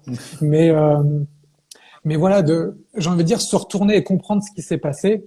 Faut pas que ça nous affranchisse de pouvoir prendre notre pouvoir ici concrètement. Et puis de se dire, OK, maintenant, je vais choisir autre chose. OK, c'est pas facile d'ouvrir son cœur quand on a le cœur fermé. Par contre, tout de suite, maintenant, quand tu es dans l'instant présent, que t'es plus dans l'appréhension du futur, la nostalgie du passé, mais que tu es là, tu as à chaque instant un choix à faire et finalement, ce choix, il est facile. Quand on se reconnecte à maintenant, c'est-à-dire quand on est déconnecté du mental, des peurs, de tout ça, ou même qu'on les observe un petit peu, elles sont par là, prêtes à nous tomber dessus, mais qu'on se dit, non, ben, tu peux faire le choix de parler, tu peux faire le choix de pleurer, tu peux faire le choix d'être sensible, tu peux faire le choix d'être fort, tu peux faire, et c'est un choix que tu renouvelles à chaque instant, quoi. Donc, je voulais pas minimiser l'importance du bagage. Par contre, aujourd'hui, je pense qu'on a un pouvoir qui est tel que c'est certes très compliqué de manager tout ça, mais par contre, c'est aussi hyper facile parce qu'il suffit de faire un choix. Tu vois, j'ai envie de dire, quand tu vas chez le glacier, c'est facile de choisir entre vanille et chocolat. Tu dis, bah, tiens, aujourd'hui, c'est vanille. Bah, c'est facile de faire le choix entre l'amour ou la peur. Après, est-ce que tu le fais ou pas? Ça, c'est encore autre chose. Mais finalement, le choix, tu le sais, il est en toi, il est peut-être pas facile à mettre en place, mais il est facile à reconnaître finalement, quoi. Enfin, je trouve.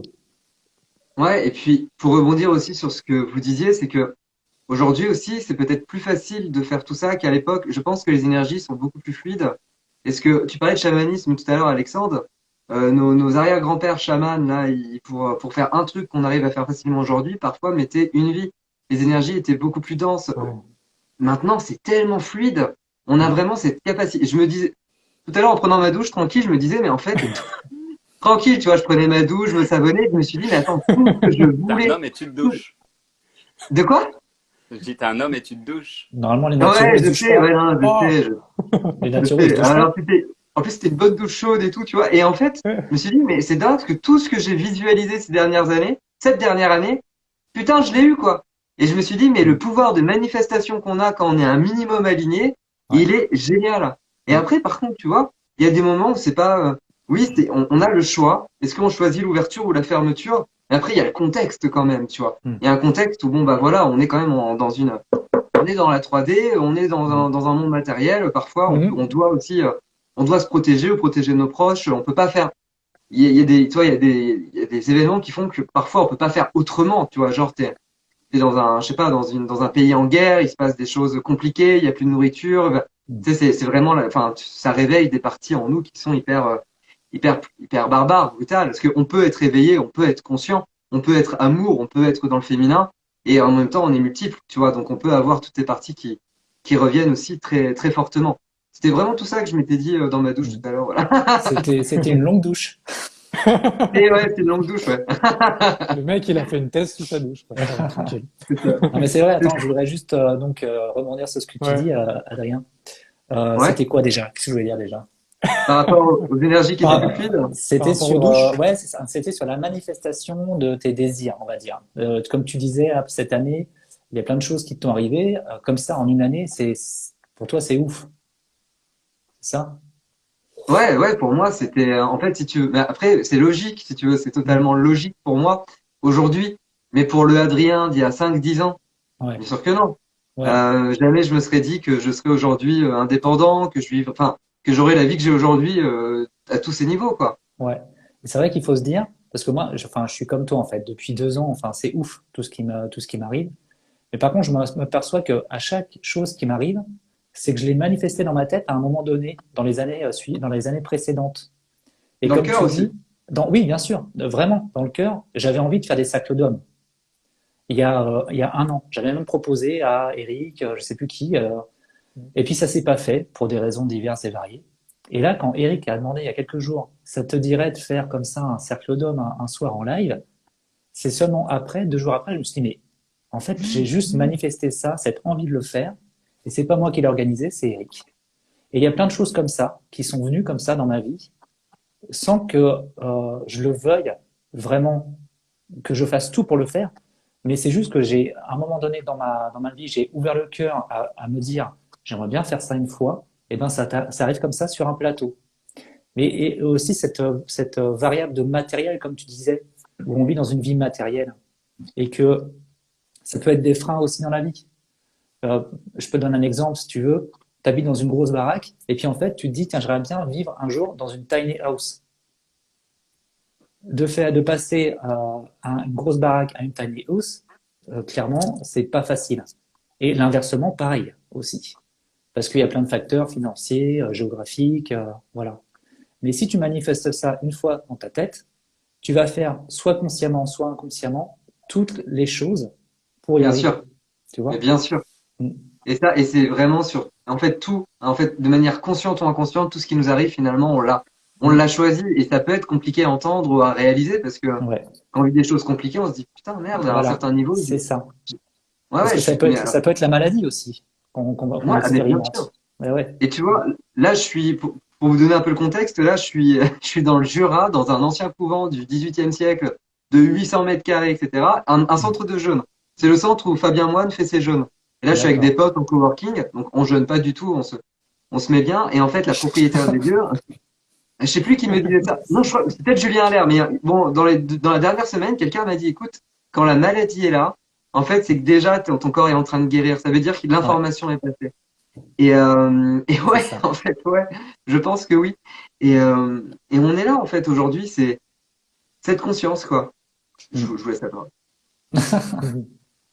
Et ouais, et puis après, il y a aussi le truc pour un petit peu non pas se dédouaner, mais peut-être se soulager un peu, c'est que il y a des choses qui se passent dans le corps, il y a des choix qui sont faits avec le mental, on parle de libre arbitre, mais moi j'ai appris il y a pas longtemps, quand j'ai fait beaucoup de séances de Theta Healing quand j'étais en formation, pour travailler sur plein on va dire, de problèmes non résolus que j'avais avec ma mère qui est décédée il y a 16 ans maintenant, quoi. Et dans tout ça, je m'étais dit, alors voilà, pour cadrer l'histoire, je me suis dit quand j'ai commencé à faire de la naturopathie, mais si j'avais connu tout ça avant, peut-être j'aurais pu sauver ma mère. Elle était malade, elle est morte d'un cancer colorectal. Mm. Et j'aurais pu la sauver, quoi. Et j'ai eu une grosse poussée de culpabilité en me disant, putain, mais si j'avais été moins con dans ma vie, j'aurais trouvé ma voie plus tôt, j'aurais appris tout ça plus tôt, et j'aurais pu l'aider à mettre des choses en place pour lui sauver la vie, quoi. Et ça, ça me prenait tellement que je suis allé le voir avec Nina en Theta Healing pour me rendre compte que finalement, même si ma mère sur son lit de mort la veille de son décès m'a dit j'ai encore envie de vivre, je veux pas mourir, son âme a fait un autre choix. Et son âme qui est venue discuter avec moi ce jour-là pour m'expliquer que en fait, elle a eu ses opportunités dans sa vie, elle a eu toutes les choses non pas qui lui sont arrivées, mais qui sont arrivées pour elle. Et elle n'a jamais fait le choix de se prioriser, elle n'a jamais fait le choix, ouais, c'est Nina Kaniak, elle n'a jamais fait le choix de dire oui à elle. Elle a toujours tout donné à l'extérieur et à un moment donné, c'est manifesté un petit peu ce qui s'est passé, quoi. Elle est morte de son cancer. Et donc, c'est là où j'ai pris conscience que j'aurais pu faire n'importe quoi. J'aurais pu être le mec le plus éveillé du monde dès le jour de ma naissance. Mm. L'âme, ma mère ne s'étant pas choisie, son âme a décidé et l'âme a aussi un libre arbitre. Et c'est ça que je voulais dire, c'est que à un moment donné, même si la maladie c'est le chemin vers la guérison, pour il y en a c'est le chemin vers la mort, mais c'est pas mal, c'est pas bien, et que les choix se font certes à notre niveau, mais aussi à d'autres niveaux, et que ça on peut pas le contrôler. Ouais. Et du coup, tranquille, il se passe ce qui se passe, à un moment donné, on fait ce qu'on peut avec, Et ça fait partie aussi de cette notion d'humilité, de cette intelligence qui est plus grande que nous, qui vient tout régler au poil de cul et qui vient faire ce qu'il faut là où il faut sans qu'on ait besoin de mentaliser en fait. Et bon, voilà. Ouais, c'est ça. C'est en fait ce que tu dis, c'est le karma. On parle beaucoup du karma. Hmm. Et ça, j'en parle Ouais, beaucoup moi avec mes enfants aussi. Quand mon fils il se boit une bouteille de coca avec un sandwich, je lui dis bah vas-y, c'est ton karma. Fais-le tous les jours, tu verras bien ce qui t'arrivera un jour. Et en effet, ça peut être avec la maladie. Et même si tu es là à montrer, démontrer qu'en effet, bah, c'est peut-être pas les espérances de vie qu'a vécu ta maman, qu'elle est Hmm. arrivée à ça. Et ben ouais, c'était son karma. Alors à chaque fois, c'est mal reçu parce qu'on se dit ouais, c'est quand même méchant de dire ça parce que bon, il existe la médecine qui est là pour aider, la médecine allopathique, les médecines naturelles, les psychos, les thérapeutes qui sont là. Mais Mhm. voilà, on a notre karma, on a notre expérience de vie à vivre. Et ouais. Mhm. voilà. Et tu parlais d'âme, mais très certainement, effectivement, un certain niveau d'âme, en fait, elle a pas, enfin, elle a vécu cette expérience comme ça, puis un niveau d'esprit un peu plus élevé, tout était déjà extrêmement calé, quoi. Mm. Et tu vois, j'ai une patiente aujourd'hui qui vraiment, elle avait une vie compliquée, elle me dit c'est injuste. Et j'avais presque, je l'ai pas fait, tu vois, et j'avais envie de lui dire, mais tu sais, finalement, tout est juste, et c'est tellement facile de dire ça, mais Mm. tu vas voir, là, ce que tu vas vivre là, ça va te donner tellement d'outils pour la suite. Le décès de ta maman fait qu'aujourd'hui, tu es comme ça. Elle serait pas morte, à mon avis, t'en serais pas là. Mm. Donc, ou tu serais sans Probablement. doute sur un autre chemin. Je pense que ça t'a éveillé aussi, ça a créé quelque chose. Ça a créé Mm. quelque chose chez toi, une graine, tu vois, qui est arrivée, où il y a quelque chose qui a toqué à la porte, quoi. Mm. Et, Mhm. euh, et puis bah voilà, en fait, je crois que c'est tout. Hein. Ouais. Et Ouais, je c'est vrai ce que réfléchissais tu à ce que je dis. pensais dans ma bouche. C'est vrai ce que tu dis, Adrien. C'est par les expériences, ça peut être des expériences de nos proches aussi. Par exemple, moi, je Ouais, peux dire, ma mère, elle a Crohn et rectocolite hémorragique. Voilà. Ça fait 6 7 ans qu'elle se traîne ça. Et j'ai fait le pas de faire de la naturo. Je m'en suis aperçu il y a quelques années pour la guérir. mais Tu oui. vois? Et en fait, je m'aperçois que t'as beau lui dire tout, absolument tout ce qu'il faut qu'elle fasse pour se sentir mieux, elle le fait pas. Et voilà. Donc je lui ai Mhm. dit une fois, je lui ai dit, bah écoute, c'est ton karma, fais ce que tu veux. Moi, je fais mes études, je kiffe ce que je fais, et heureusement.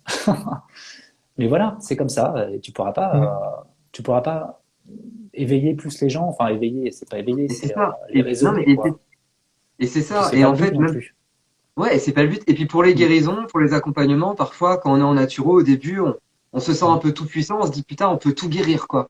Et Ouais, puis et c'est vrai qu'avec les outils qu'on a, en plus nous, tu vois, avec la conscience qu'on a, avec toi des mecs comme Eric, comme bah, en fait vous trois, clairement, vous êtes grave enfin vous faites plein de choses à côté, quoi. Vous êtes dans l'énergétique, le yoga, etc. Eric, toi, t'es dans le theta healing et bien d'autres choses. Euh, En fait, on se dit putain, on a tout pour accompagner les gens, mais ensuite c'est une question de conscience. Ça veut dire le choix que on, on voit tous les deux la même chose, et pour autant, tous les deux, on voit une chose différente. bien sûr. Donc c'est Mm, nos perceptions, c'est notre ancrage, c'est notre fréquence mm, d'incarnation. Et ça, il faut l'accepter, quoi. Et, mm. et en consultation, au début, j'étais un peu arrière, quoi. J'étais là, vas-y, tu fais ça. Puis à un moment donné, je me suis dit, mais non, en fait, il faut que je m'adapte vraiment à la personne.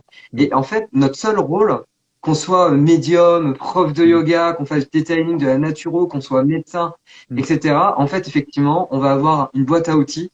Mais la mm. réalité de notre engagement au niveau de l'accompagnement vers la guérison, c'est qu'on met la lumière sur quelque chose. Et notre fréquence par rapport à cette mise en lumière peut aider aussi, tu vois. Et c'est Mm. ça notre Mhm. rôle. Les gens que j'accompagne, les plus beaux accompagnements que j'ai faits, c'est pas grâce à la naturopathie, parce que les gens, ils ont mis en lumière certaines souffrances ou certaines blessures qui se sont incarnées jusqu'au corps physique. Et ça, c'est Mm. beau, quoi. Et Mm. ouais, ouais, voilà, en fait. Oui, Et à chaque fois, je commence sur des grandes envolées comme ça, puis je me suis dit, attends, c'est bon, on se calme. Ça va, tranquille. Attends, je vais faire un peu de yoga, là. Il faut que ça redescende un peu, là. J'ai une question qui était pertinente tout à l'heure, si vous voulez bien qu'on en discute. Oh, bah vas-y, ouais. Est-ce que les masculins là, actuels, par exemple nous, on va prendre l'exemple de nous, est-ce que vous pensez pas qu'on a touché notre sensibilité, alors plus ou moins on va dire, grâce aux femmes qui, elles, touchent leur masculinité. C'est-à-dire, je vais faire plus précis, le règne féminin, là, depuis plusieurs années, il est en train de se réveiller, plutôt de, d'essayer, par exemple, dans les grandes entreprises, à ce qu'il y ait un véritable équilibre entre les femmes et les hommes. Vous voyez? Donc ça veut dire pour moi, c'est vraiment le féminin qui se montre. Est-ce que elles sont pas un exemple à nous hommes de toucher à notre féminité. Vous voyez ce que je veux dire? Ouais. Moi, ce que je ressens plus, c'est que c'est les femmes de mon entourage qui m'ont en fait, qui m'ont autorisé comme, enfin, qui m'ont laissé, en fait, les femmes de mon entourage, des ex-copines, des femmes qui, comme Nina Kanak, vraiment des femmes que j'admire et qui vraiment sont des références pour moi dans ma vie. C'est des femmes qui m'ont permis d'être moi, en fait, tout simplement, et qui sont dans leur féminin, tu vois. C'est en fait tout simplement, c'est les femmes de mon entourage qui m'ont permis d'être moi, m'ont permis vraiment aujourd'hui d'être totalement moi. En fait, c'est ça, quoi. Ouais, ok. Je sais pas comment le dire, mais en gros, c'est ça, quoi. Alors moi, je suis en diagonale de toi et du coup, c'est Ouais. l'opposé. Moi, c'est les hommes qui incarnent une bonne masculinité consciente, comme d'être au contact de Thierry Janssen et d'autres psychothérapeutes en formation ou quoi, de voir à quel point ils incarnent leur posture d'homme. Je sais même pas si c'est une posture d'homme, tu vois, en fait, c'est une posture d'être assez conscient et qui est là, détendu et qui pose ses limites quand il faut les poser, qui dit oui, qui dit non franchement, etc., qui font que ça me donne, ah ouais, moi aussi je veux ça, tu vois, qui m'éveille. Mm. Bah oui, comme... Oh là là, attends, on perd le direct. Je sais pas si je suis tout seul en direct ou si je suis tout seul à Non, ne moi je plus peux être pas. en direct. C'est bon. Ok, d'accord. Ok. Parce que du coup, d'un coup, il y en a deux configés. Et... Ouais, je crois qu'il y a Non, des, c'est bon, je suis là. Là. il y a des Ok, téléphones qui se déchargent. c'est bon, Et du tout coup, va bien. j'ai pas entendu. Ça a bugué, ça a totalement bugué, j'ai rien entendu, mec. Ah, et en fait, je disais que moi, c'est Vas-y. juste totalement l'inverse de toi. Moi, c'est les hommes qui, lorsqu'ils incarnent en fait qui ils sont, qui m'ont éveillé plutôt à ça aussi, qui m'ont aidé à me reconnecter, enfin que ça se reconnecte de soi-même. Euh, Moi, du coup, je suis beaucoup dans le yoga et tu vois, je côtoie, je fais des satsangs avec des maîtres et des personnes qui sont éveillées, mais pas qu'ils ont des stades d'éveil, mais qui sont vraiment établis dans le soi, tu vois. Et ils nous disent en fait, hein, le libre arbitre, il n'y a pas de libre arbitre en fait, c'est la conscience qui se donne à elle-même tout le temps en permanence. Donc, je crois que c'est la conscience qui me traverse qui fait que ça s'éveille comme ça, quoi. Et Ouais. il y a pas de, c'est pas des choses que je veux véritablement. Tout se fait quand je suis détendu, quoi. Mm. Quand je laisse aller en fait, quand je me laisse porter. Donc, Et là, c'est- j'ai trop envie de t'organiser. Non, vas-y, dis. T'as trop Trop envie envie de de... t'organiser une soirée avec toute ta tribu d'hommes là, éveillés, conscients, qui t'ont accompagné aussi jusqu'à là, quoi. C'est génial, mec. Enfin, c'est juste génial. Et moi, je trouve que c'est ça qui est intéressant, c'est que tu disais, Cyril, tu posais la question, si est-ce que les femmes de votre entourage, par leur posture, ont contribué à nous éveiller? Moi, j'ai envie de dire que personnellement, dans mon contexte, oui, déjà parce que j'ai toujours été beaucoup plus attiré par les femmes que par les hommes, dans le sens où j'ai toujours eu beaucoup plus d'amis femmes dans les soirées. Je suis beaucoup plus au contact des femmes qu'au contact des hommes. Ici, au Portugal, on est trois mecs et il y a 10 meufs, quoi, tu vois. Bon, tout enfant confondu et tout. Mais, Chanceux. mais oui, mais attends, il y a Anaïs qui regarde, fais pas le con. Et, mais par contre, ce que je me rends compte, c'est que j'ai envie de dire, on parlait d'équilibre homme-femme tout à l'heure et qu'on a chacun une part d'homme, une part de femme en nous. Mais j'ai envie de dire, c'est autant des femmes comme Anaïs, comme Jenny, comme Margot, comme Émilie, comme Flore, Olivia, enfin je vais pas te citer tout le monde parce que je m'arrêterai plus, mais qui m'ont permis d'éveiller ma part de féminin. Mais les gars, c'est vous aussi, c'est votre part de féminité qui me montre comment aussi ça peut s'incarner chez un homme, comment ça peut s'exprimer chez un homme. Et c'est ça qui me permet d'être toujours plus ajusté, tu vois, d'être toujours un petit peu sur ce fil-là en mode funambule. Et avec tous ces modèles, bah, j'arrive à juste rester en équilibre comme ça et puis maintenir la direction. Donc finalement, c'est pas une femme-femme, c'est vraiment la vibration féminine qui s'exprime à différents endroits, qui vient me montrer la voie finalement. Enfin, c'est comme ça que je le dirais. Bah, totalement. Et c'est vrai que même sans des hommes comme vous, tu vois, même Cyril, par exemple, je trouve qu'en 2 ans, je t'ai vu encore prendre encore plus tu sais, ta position d'homme incarné. Et je pense aussi qu'aujourd'hui, tu arrives à explorer peut-être cette part peut-être plus féminine ou plus consciente, plus intuitive, parce que tu es vraiment ancré dans ton masculin. Et le fait d'avoir des hommes, pour ma part, du coup, un peu plus âgés autour de moi, qui s'expriment comme ça, si tu veux, ça me donne du baume au cœur. Je me dis, ok, moi aussi, je peux le faire. Je peux le faire. et je serai reçu en plus par ma communauté, tu vois, je serai accepté. Donc il y a un effet d'halo qui se crée aussi là. Le fait que même ce qu'on fait là aujourd'hui, je pense que ça peut. Bon, je crois qu'en vrai, il doit y avoir 10 mecs pour 70 femmes, mais en fait, on va très certainement en inspirer quelques-uns qui vont se dire, bah ok, moi aussi je peux le faire maintenant, quoi. Je peux y aller. On va créer un Exa- égrégore. Bah, Ouais, mais c'est c'est ça. clair, exact. c'est clair. Et tiens, moi j'ai une question que j'ai pas vue mais qui me revient parce que j'ai entendu qu'on me l'a posée souvent, qu'on l'a posée aussi à Anaïs parce que bizarrement c'est elle qu'on lui posait. C'est euh, où se trouvent les mecs éveillés, où se trouvent les mecs tels qu'on les nomme aujourd'hui, quoi. Et c'est une question que je trouve assez intéressante parce que aujourd'hui on est quatre. En moyenne, on va dire qu'on est une dizaine de pourcents parmi toutes les personnes qui se montrent vraiment publiquement. Mm. Mais en vrai, moi, j'ai vraiment le sentiment qu'il y a beaucoup, beaucoup, beaucoup plus de monde que ça. Mm. Et bah, je sais pas si on crée un égrégore, si on crée un nouveau paradigme, si on fait quelque chose à nous quatre aujourd'hui. Mais voilà, aujourd'hui, on est peut-être 10%, mais je pense que on n'est pas une exception, on n'est pas extraordinaire, on est juste Oh, visible. si, si. Ok, alors on n'est pas une exception, on est extraordinaire, mais c'est surtout qu'on est visible et que bah, je pense que ce qu'on est en train de faire ce soir, et c'est hyper intéressant, c'est bah, on montre déjà que c'est possible, que ça existe, et on montre que c'est pas une tare d'être un mec. Alors on parle depuis le début de mec-femme, de mec avec vraiment ce côté féminin, mais parce que vraiment c'est ça qui pour moi doit revenir chez les hommes non conscients, j'ai envie de dire, parce que bah c'est comme si un peu tu marchais bancal à être tout le temps un homme et pas assez une femme, et c'est le fait d'accepter la partie féminine. Mais on n'est pas en train de dire qu'on est des hommes-femmes, au contraire, on est des hommes-hommes. Après, Ouais, c'est ouais. l'énergie à l'intérieur qui est un équilibre entre le masculin et le féminin, et là, il y a beaucoup de gens qui parlent de ça bien mieux que moi, comme Omram ou d'autres, par exemple, et qui expliquent justement que on parle de polarité féminine et masculine, mais on est des hommes.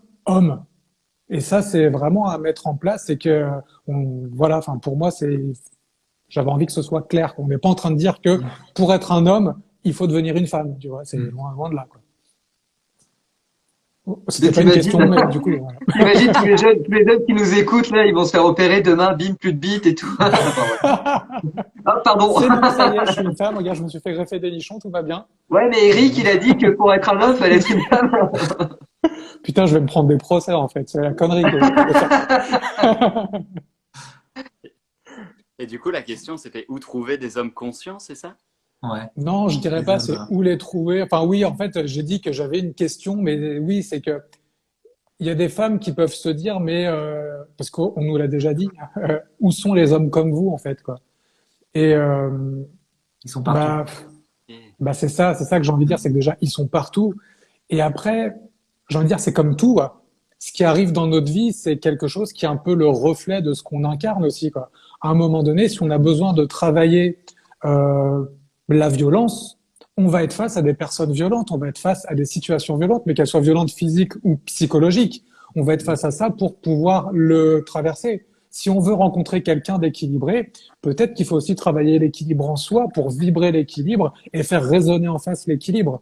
Donc pour moi, j'ai envie de dire que c'est là où je disais qu'on n'est pas des exceptions, on n'est pas extraordinaire, on est juste présent, et qu'après, bah, pour faire émerger ces gens-là, ces hommes-là, j'ai envie de dire, soit pour faire monter à la surface ce qui existe déjà, soit pour révéler ceux qui sont un petit peu en attente aussi, bah, c'est à chacun et chacune de travailler l'équilibre homme-femme à l'intérieur pour que tout le monde émerge et qu'on crée justement ce nouveau paradigme, en fait, quoi. Parce que c'est en tout le monde. Là, on parle des hommes, mais cet équilibre, il est valable chez les femmes aussi. Et donc, du coup, bah, à elles aussi de les incarner, comme nous, on essaie de les incarner à notre échelle pour pouvoir les faire émerger. Donc moi, voilà, c'est la réponse que je donnerais à cette question, puisqu'il y a du public aujourd'hui et que du coup, bah, ce message peut passer. Et puis, bah voilà, j'aimerais aussi avoir votre avis, quoi. Peut-être que vous pouvez apporter autre chose. Moi, je crois que tout est juste et qu'on rencontre les personnes qu'on doit rencontrer tout le temps au bon moment. Donc, il n'y a pas à se prendre la tête, faut faire son chemin, quoi. Et je crois que c'est la petite culotte qui a dit ça hein, aussi. Si je retrouve son message. Oh, la petite culotte, comment tu y vas, là? Ils arrivent au bon moment selon ce qu'on vibre, tu vois. Ouais, c'est ça. Exactement. C'est ça. Et puis, en fait, excuse-moi, se dire aussi que peut-être qu'il y a des personnes qui arrivent au bon moment, mais il y a aussi des personnes qui partent au bon moment. Hmm. Et Oui, accepter aussi ça. Ne pas essayer de ouais, récupérer quelqu'un. S'il part, c'est que voilà, c'est que le passage doit se faire. mm, Hmm. exactement. Après, il y a une question qui est revenue souvent, régulièrement, pour ma part, mais c'est Ok. comment tu vis quand toi, tu es conscient, mais ou quand tu t'éveilles en voilà, quelque chose d'autre, mais que la personne avec laquelle tu vis depuis des années, elle n'a pas cette conscience. Là, c'est un peu plus compliqué. Moi, on m'a posé plusieurs fois la question. Et, Mhm, et moi, parce que moi, du coup, j'avais eu plusieurs éveils de conscience et je vivais avec Lucie déjà. Et du coup, on m'a mhm, demandé, mais comment tu fais avec Lucie? Et ben, c'est un bon défi au quotidien pour moi, parce que Lucie, c'est cool qu'elle soit connectée très matière et moi très déconnecté. En fait, on faisait notre équilibre et on se trouvait bien finalement parce qu'elle me ramenait là et puis moi je l'emmenais un peu là et c'est un bon. On se trouve bien tout le temps en fait. Il y a toujours quelque chose à mhm. trouver dans les relations, à apprendre, etc. Donc, je sais pas si Et vous avez eu ce genre de questions ou si ça Si vous je, parle ou quoi. Moi, je l'ai vu passer tout à l'heure aussi, cette question. C'est vrai qu'après, dans le flow, je l'ai un peu oublié, mais j'ai vu ça aussi. Moi, je l'ai vu tourner comme ça, un peu comment faire pour éveiller quelqu'un qui vit avec toi, en fait, quoi. Ah oui, Et non, il y a Il rien à faire. ouais, n'y a non, rien à faire, bah, c'est ça. c'était un peu le truc, c'est que en fait, tu peux dans pas. l'équipe. Mm. C'est-à-dire, c'est ça. Moi, je dirais, c'est comme toi, Alexandre, nous avec Anaïs, elle vient me faire travailler des choses que je n'ai pas travaillées. Je viens lui faire travailler des choses qu'elle n'a pas travaillées. Et vu qu'on a cette conscience-là, on sort du jugement et on accepte l'un et l'autre son chemin tout en ayant une certaine ligne directrice commune parce qu'on a cette volonté commune. Par contre, Mm. Jacques, tu peux pas éveiller quelqu'un dans le sens où tu peux pas le forcer. C'est son chemin. C'est-à-dire que tu peux ajuster ta posture pour faire en sorte de réveiller ou de faire entrer en résonance une vibration similaire chez l'autre. Mais même faire ça pour cette raison, c'est pas juste. C'est tu peux juste être toi. Et après, bah, la personne s'aligne. Voyez ce que vous pouvez faire. La personne s'aligne pas. Et comme disait Cyril, les gens vont, les gens viennent. Essayer de retenir quelqu'un par habitude parce que tu as envie de le sauver ou quoi que ce soit, c'est peut-être pas juste. Il y a peut-être un moment donné à lâcher et à accepter qu'il y ait un mouvement. Mm. Et Mm. tu vois, je te vois trop, Alexandre, ta femme adore et tu te dis, putain, il faut que je l'éveille. T'attends qu'elle dorme, tu sors l'évangélicien de la paix. Alors, ma chérie, la réincarnation, chapitre 31. Et puis tu balances des petits trucs comme ça, c'est en permanence. Et ce que j'ai trouvé génial avec enfin, tout ce que vous avez dit, mais particulièrement ce que tu as dit, Alexandre, c'est pratiquement, tu vois, Eric et Anaïs, que je connais, je pense qu'ils sont assez, malgré tout, équilibrés, en fait. Vous avez vraiment le même éveil, vous êtes dans la même fréquence. Et généralement, c'est plutôt la femme qui apporte un éveil à l'homme. Et toi, Alexandre, c'était le contraire, en fait. Ça veut dire que tu as ramené Ouais. quelque chose dans le couple. Donc, est-ce que, et là, c'est ma question, j'ai toujours l'impression d'être en dehors du lac, tu vois, le mec qui a pas compris. Euh, elle, donc elle avait une part masculine peut-être plus forte au début de la relation, ou elle avait un masculin ancré ou pas? Non, non, non. Pas de masculin ancré ni rien. Ok. Bah, Qu'est-ce qui elle, te elle fait te était dans sa dire, féminité. qu'est-ce qui te fait Parce te que, dire, excuse-moi, qu'est-ce qui te fait te dire que c'est toi qui l'as éveillé à certains moments? Est-ce que c'est pas plutôt elle? Ah non, non, Ou non, non, alors- non. Attention, non, c'est c'est pas moi moi qui qui dis l'ai ça. C'est éveillé. moi qui dis Ah, ça. excuse-moi, d'accord, ok. En fait, Pardon, j'ai pas Je, compris. c'est elle je projette qui. totalement. D'accord. Ah, ok. Moi, je fais que être là en présence. Voilà, c'est ça, ok. Et puis elle vit sa vie et moi, je vis ma vie en fait. Mais on n'avait pas du tout de projet commun en fait, parce que Eric et Anaïs, vous êtes coach tous les deux, donc vous avez un truc. Voilà, vous pouvez avoir un projet commun à ce niveau-là ou peut-être autre chose, tu vois. Et que là, Lucie, rien à voir, tu vois. Moi, Lucie je avec suis elle à l'honneur. fond dans la spiritualité et tout. Et Lucie, mais alors, quand elle me voit, je suis un peu un extraterrestre pour elle, tu vois. Hmm. Mais par contre, des fois, elle pose et elle a des questions, tu vois. Et quand elle a des questions ouvertes sur la vie, etc., et ben là, je peux lui faire miroir et venir lui dire. Et là, tu vois qu'il y a des. Bam! Il y a des trucs qui percutent à l'intérieur. Et petit à petit, en fait, ça passe comme ça.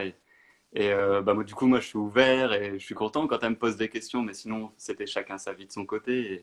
Et c'est OK. J'ai pas du tout. j'ai remarqué que j'avais des attentes envers elle parfois. Que, putain, j'aimerais bien qu'elle fasse ça, etc. Et du coup, ça m'a révélé une part de moi que j'ai pas accueillie au début, mais qu'après, au fur et à mesure, je me suis dit, ah bah non, ça, c'est pas juste. Et elle m'a permis de trouver justement une juste place chez les personnes qui n'étaient pas éveillées. Et donc ça, c'était très chouette aussi à découvrir pour moi. Génial. Ok. Les gars, je me rends compte, on est à 1h30. Alors moi, j'adore. Visiblement, les gens restent et viennent toujours un petit peu plus, donc je pense qu'ils adorent. Mais est-ce qu'à un moment, on commence à basculer tout doucement vers la fin? Parce que je pense qu'il y a des gens qui vont aller se coucher. Tout le monde n'est pas à son compte et il y en a qui doivent se lever demain matin. Ouais. Et en France, il est tard. Moi, j'ai de la chance. Ici, au Portugal, il est 1 heure de moins, donc tranquille. Après, j'ai ma soirée. Ouais. Mais Qui éveille qui à l'intuition? Mais alors, c'est la conscience qui s'éveille tout seul d'elle-même. Hein. On peut vraiment rien faire là-dessus. Hein. ouais. Personne n'éveille personne. Ah. Tout se fait de soi-même. Hein. Le contrôle, c'est une illusion totale de la vie. Surtout encore plus Mm. en Occident, où on te fait prendre, où on te fait croire qu'il y a un contrôle qui contrôle, mais c'est pas du tout ça. C'est tout s'éveille de soi-même. Hein. Exactement. T'as Anaïs non restée, c'est Anaïs qui est trop tranquille là elle fait une petite soirée tranquille, Eric en live. Bah, c'est ça. À la limite, Elles sont on toutes, coupe et elles on sont revient toutes tout de entre suite copines après. à regarder, quoi, tu vois. Donc elles Ah, sont mon tranquilles Dieu. avec les pop-corn et tout. Et... On n'a qu'à faire toute la nuit sinon. Bah vas-y, moi tant que ça coupe Après, pas et on qu'il y a de un la peu batterie. musique et tout. Alors le chapitre 35, les Seigneurs de la paix. Excusez-moi. Non, mais je sais Non. pas, Non, mais Eric, là, on a tu voulais faire quelque chose de plus. Tu voulais organiser ça plus souvent, toi? Comment tu voyais ça? Non, C'est ça. moi, comme j'ai dit au départ, j'ai eu l'idée. On va parler, on va voir ce qui se dit, et après, je sais pas ce qui va se dérouler. Peut-être qu'en effet, j'imaginais un truc. Alors là, on est en brainstorming en public, hein, donc mais vas-y, on y va, c'est pas grave. Non, ce que j'imaginais, c'est déjà voir comment ça se passe. Et je vois qu'il y a énormément de questions qu'on n'a pas dû voir, auxquelles on n'a pas répondu, qui viennent et tout. Je pense que on a une super dynamique. Et je me disais que peut-être, ce serait cool, c'est qu'aujourd'hui, c'est moi qui ai pris le lead à proposer un sujet, une thématique sur la masculinité et qui orientait un petit peu le débat, même si, bon, voilà, j'ai quand même laissé libre cours un peu aux questions, aux intentions de chacun, parce que c'est comme ça que je fonctionne. Peut-être que, bah voilà, vu que c'est quand même une thématique qui parle beaucoup, je pense qu'il y a énormément de choses à dire. Je vois qu'il y a énormément de questions auxquelles on n'a pas pu répondre. Peut-être qu'on peut organiser quelque chose prochainement. Et qui veut prend le lead. Et puis bah amène un petit peu sa touche personnelle. Et puis bah voilà, tout en continuant à échanger là-dessus, quoi. Moi les gars, je suis trop chaud. Le prochain live, on le fait à poil. aussi. C'était. Il faut savoir. Il lâche pas, Avant, quoi. ouais, avec Cyril, on voulait faire le live à poil et puis Eric était ouais, mais non, parce qu'en fait la communauté. Moi, j'ai trop envie de Merci. vous inviter chez moi là, après le live et puis on se fait une soirée. On va chercher des Vas-y. bières et tout, champagne. Et même les... On fait soirée naturelle avec bière, chips et tout. Bim, trop bien. Oh yes. Parfait, Non, mais ok. parfait. Bon. Bah, Moi, je je suis mets à chaud peu aussi, près hein, pour faire 22 la heures à suite. venir à Paris. Hein. Donc bon, faut quand même anticiper. Il y a pas mal de personnes. Moi, j'ai quand même dire une chose. J'ai vu plein de gens effectivement se connecter, laisser des messages et tout. Il y a Ouais. quand même, on a eu un mec, un Steven qui est quelqu'un de particulièrement éveillé, qui fait pas mal de méditation sur le temple ou la temple. C'est un compte Insta. Allez-y, il est génial. Mhm. Et j'en ai vu d'autres. J'ai vu plein. En fait, j'ai quand même réussi à avoir des mecs et là, ça arrête pas, ça défile et je me dis bah voilà, en fait, on l'a fait quoi. On l'a Je le fait. dis aussi. On a eu les couilles de faire ce live sur la masculinité et c'est trop beau quoi. Merci tout le monde. Ouais. Ouais, salut. Merci. Ouais, je vous remercie. Moi aussi, je vous remercie personnellement parce qu'il y a énormément de messages avant le live, des personnes vraiment, vraiment un encouragement incroyable. Enfin, j'ai jamais vu ça. Un encouragement à faire ce cercle-là avec nos 4 Ouais. personnalités. Et bah, Eric, moi en tout cas, je suis super chaud pour continuer, en faire d'autres avec plaisir. Ok. Grave. Bah, ce que je vous propose, c'est que pour la suite, on se voit ça entre nous comme on a fait jusque-là. Mm. Et puis pour les gens, j'aimerais peut-être, je sais pas, alors on va imaginer un petit mot de fin. Est-ce que vous avez envie de dire quelque chose? Est-ce que vous avez envie de passer un message aux hommes particulièrement que ceux qui sont là pour entendre, et puis mesdames, peut-être vous pourrez transmettre d'une manière ou d'une autre, je sais pas. Est-ce que vous avez envie de dire un truc, quoi? Enfin bref. Les hommes, écoutez votre Ouais. femme, c'est tout. Moi, j'ai un petit message pour les femmes qui nous écoutent. Je suis sur les quatre, je suis le seul célibataire. Je suis dans le Jura, donc voilà, n'hésitez pas à passer. Non, mais juste, en fait, moi, le seul message, c'est que j'ai pris énormément de plaisir, les gars. C'était génial. J'ai adoré toutes vos énergies. Cyril, ça faisait longtemps que je voulais t'avoir en live aussi longtemps, donc Ouais. c'était génial. Alexandre, je t'ai découvert, mais toi, mais je te like direct, je te suis. Et puis, bah, Eric, tu connais tout l'amour que j'éprouve pour toi, mon chou, donc voilà. Oui, je sais, j'ai régulièrement des déclarations d'amour, merci beaucoup. Et ouais, merci à vous aussi. Bah attends, peut-être Alexandre. Bah non, Ah oui, je veux Alexandre, dire un gros merci du fond je du t'ai pas cœur, entendu. vraiment très profondément à Cyril, à Adrien, à toi Eric, à toutes les personnes. Vous avez encore ouvert mon cœur un peu plus, le fait d'être là, de parler. Enfin, franchement, c'était génial. Je me suis demandé avant, est-ce que j'allais me déconnecter ou pas, mais en fait, c'est trop génial d'être ici et waouh, j'ai envie de vous prendre tous dans mes bras, de faire un gros câlin. Et aussi à toutes les personnes qui nous regardent, vraiment, vous êtes fantastiques. Genre, j'ai trop envie de vous dire que je vous aime trop, quoi. Vraiment, Mm. merci beaucoup, quoi. Ouais. Merci Merci à vous Alexandre. trois. Merci vraiment d'avoir répondu présent, mais comme ça, Ouais. direct. Vous n'avez même pas cherché à savoir. Je vous ai proposé le projet, vous m'avez dit oui. Donc déjà, merci beaucoup de m'avoir suivi là-dedans. Pardon, je perds mon souffle, tu vois, parler trop vite. Mais merci beaucoup à vous. Merci aussi à toutes les personnes qui ont été présentes ici pour vos questions, vos interactions. On a ressenti tout l'amour. Je crois que c'est la première fois que dans un live, vous voyez les petits cœurs qui défilent sur les côtés Mm. là. Ça a été non-stop pendant Ouais, c'est 1h36 clair. et c'est vraiment juste incroyable. Merci aussi aux personnes qui sont pas forcément là ce soir, ou en tout cas que j'ai pas vu apparaître, mais qui ont relayé l'événement pour que leur communauté puisse savoir qu'on organise quelque chose aujourd'hui sur ce sujet-là. C'était incroyable. Donc merci à vous. Peut-être vous regarderez en replay ou je sais pas quoi. Mais en tout cas, vraiment, ouais, le mot du soir, c'est merci. Merci vraiment beaucoup et j'ai hâte de l'épisode 2. Hein. Ouais, De ouf. carrément. Yes, yes, Ok. yes. Bon, bah On Bah, voilà. va bien terminer en musique, Ouais, un voilà. truc mais comme Qu'est-ce qu'on ça. fait? tu aurais bien terminé en quoi? En pique-nique? Ah, en pique-nique, En ouais. Non? musique. En musique. Ah, Ah, en musique. Bah écoute, on va dire que pour ce soir, bah, on va peut-être s'arrêter là pour ce ouais. soir. Et puis, Ouais, bah, peut-être pourquoi Après, pas mettre de la musique à un autre moment. après Eric, j'ai juste un petit passage de mon livre Ouais, tu veux faire la lecture, genre bonne nuit les petits, allez les enfants, je vais vous lire un petit passage. Mais ouais, pour ceux qui l'ont demandé, je vais la mettre en IGTV, bien sûr, elle sera dispo en replay, peut-être même sur YouTube pour aussi que ça se perde pas dans le fil et qu'on puisse vraiment y accéder plus facilement. Donc, mais en tout cas, ça va être dispo, il n'y a pas de souci. Je vais essayer de pas faire de boulettes et de bien la poster comme il faut, mais tout va bien se passer. Bah voilà, merci tout le monde, merci à vous encore une fois, puis Merci. je vous dis à très vite. Yes. Salut les gars. Merci. Ah, merci pour le générique, Alexandre, Yes. au top. Gros Salut. bisous tout le monde, à très bientôt. Salut. Je vous fais plein de bisous, bisous. bisous. Salut. Le Jura, le Jura.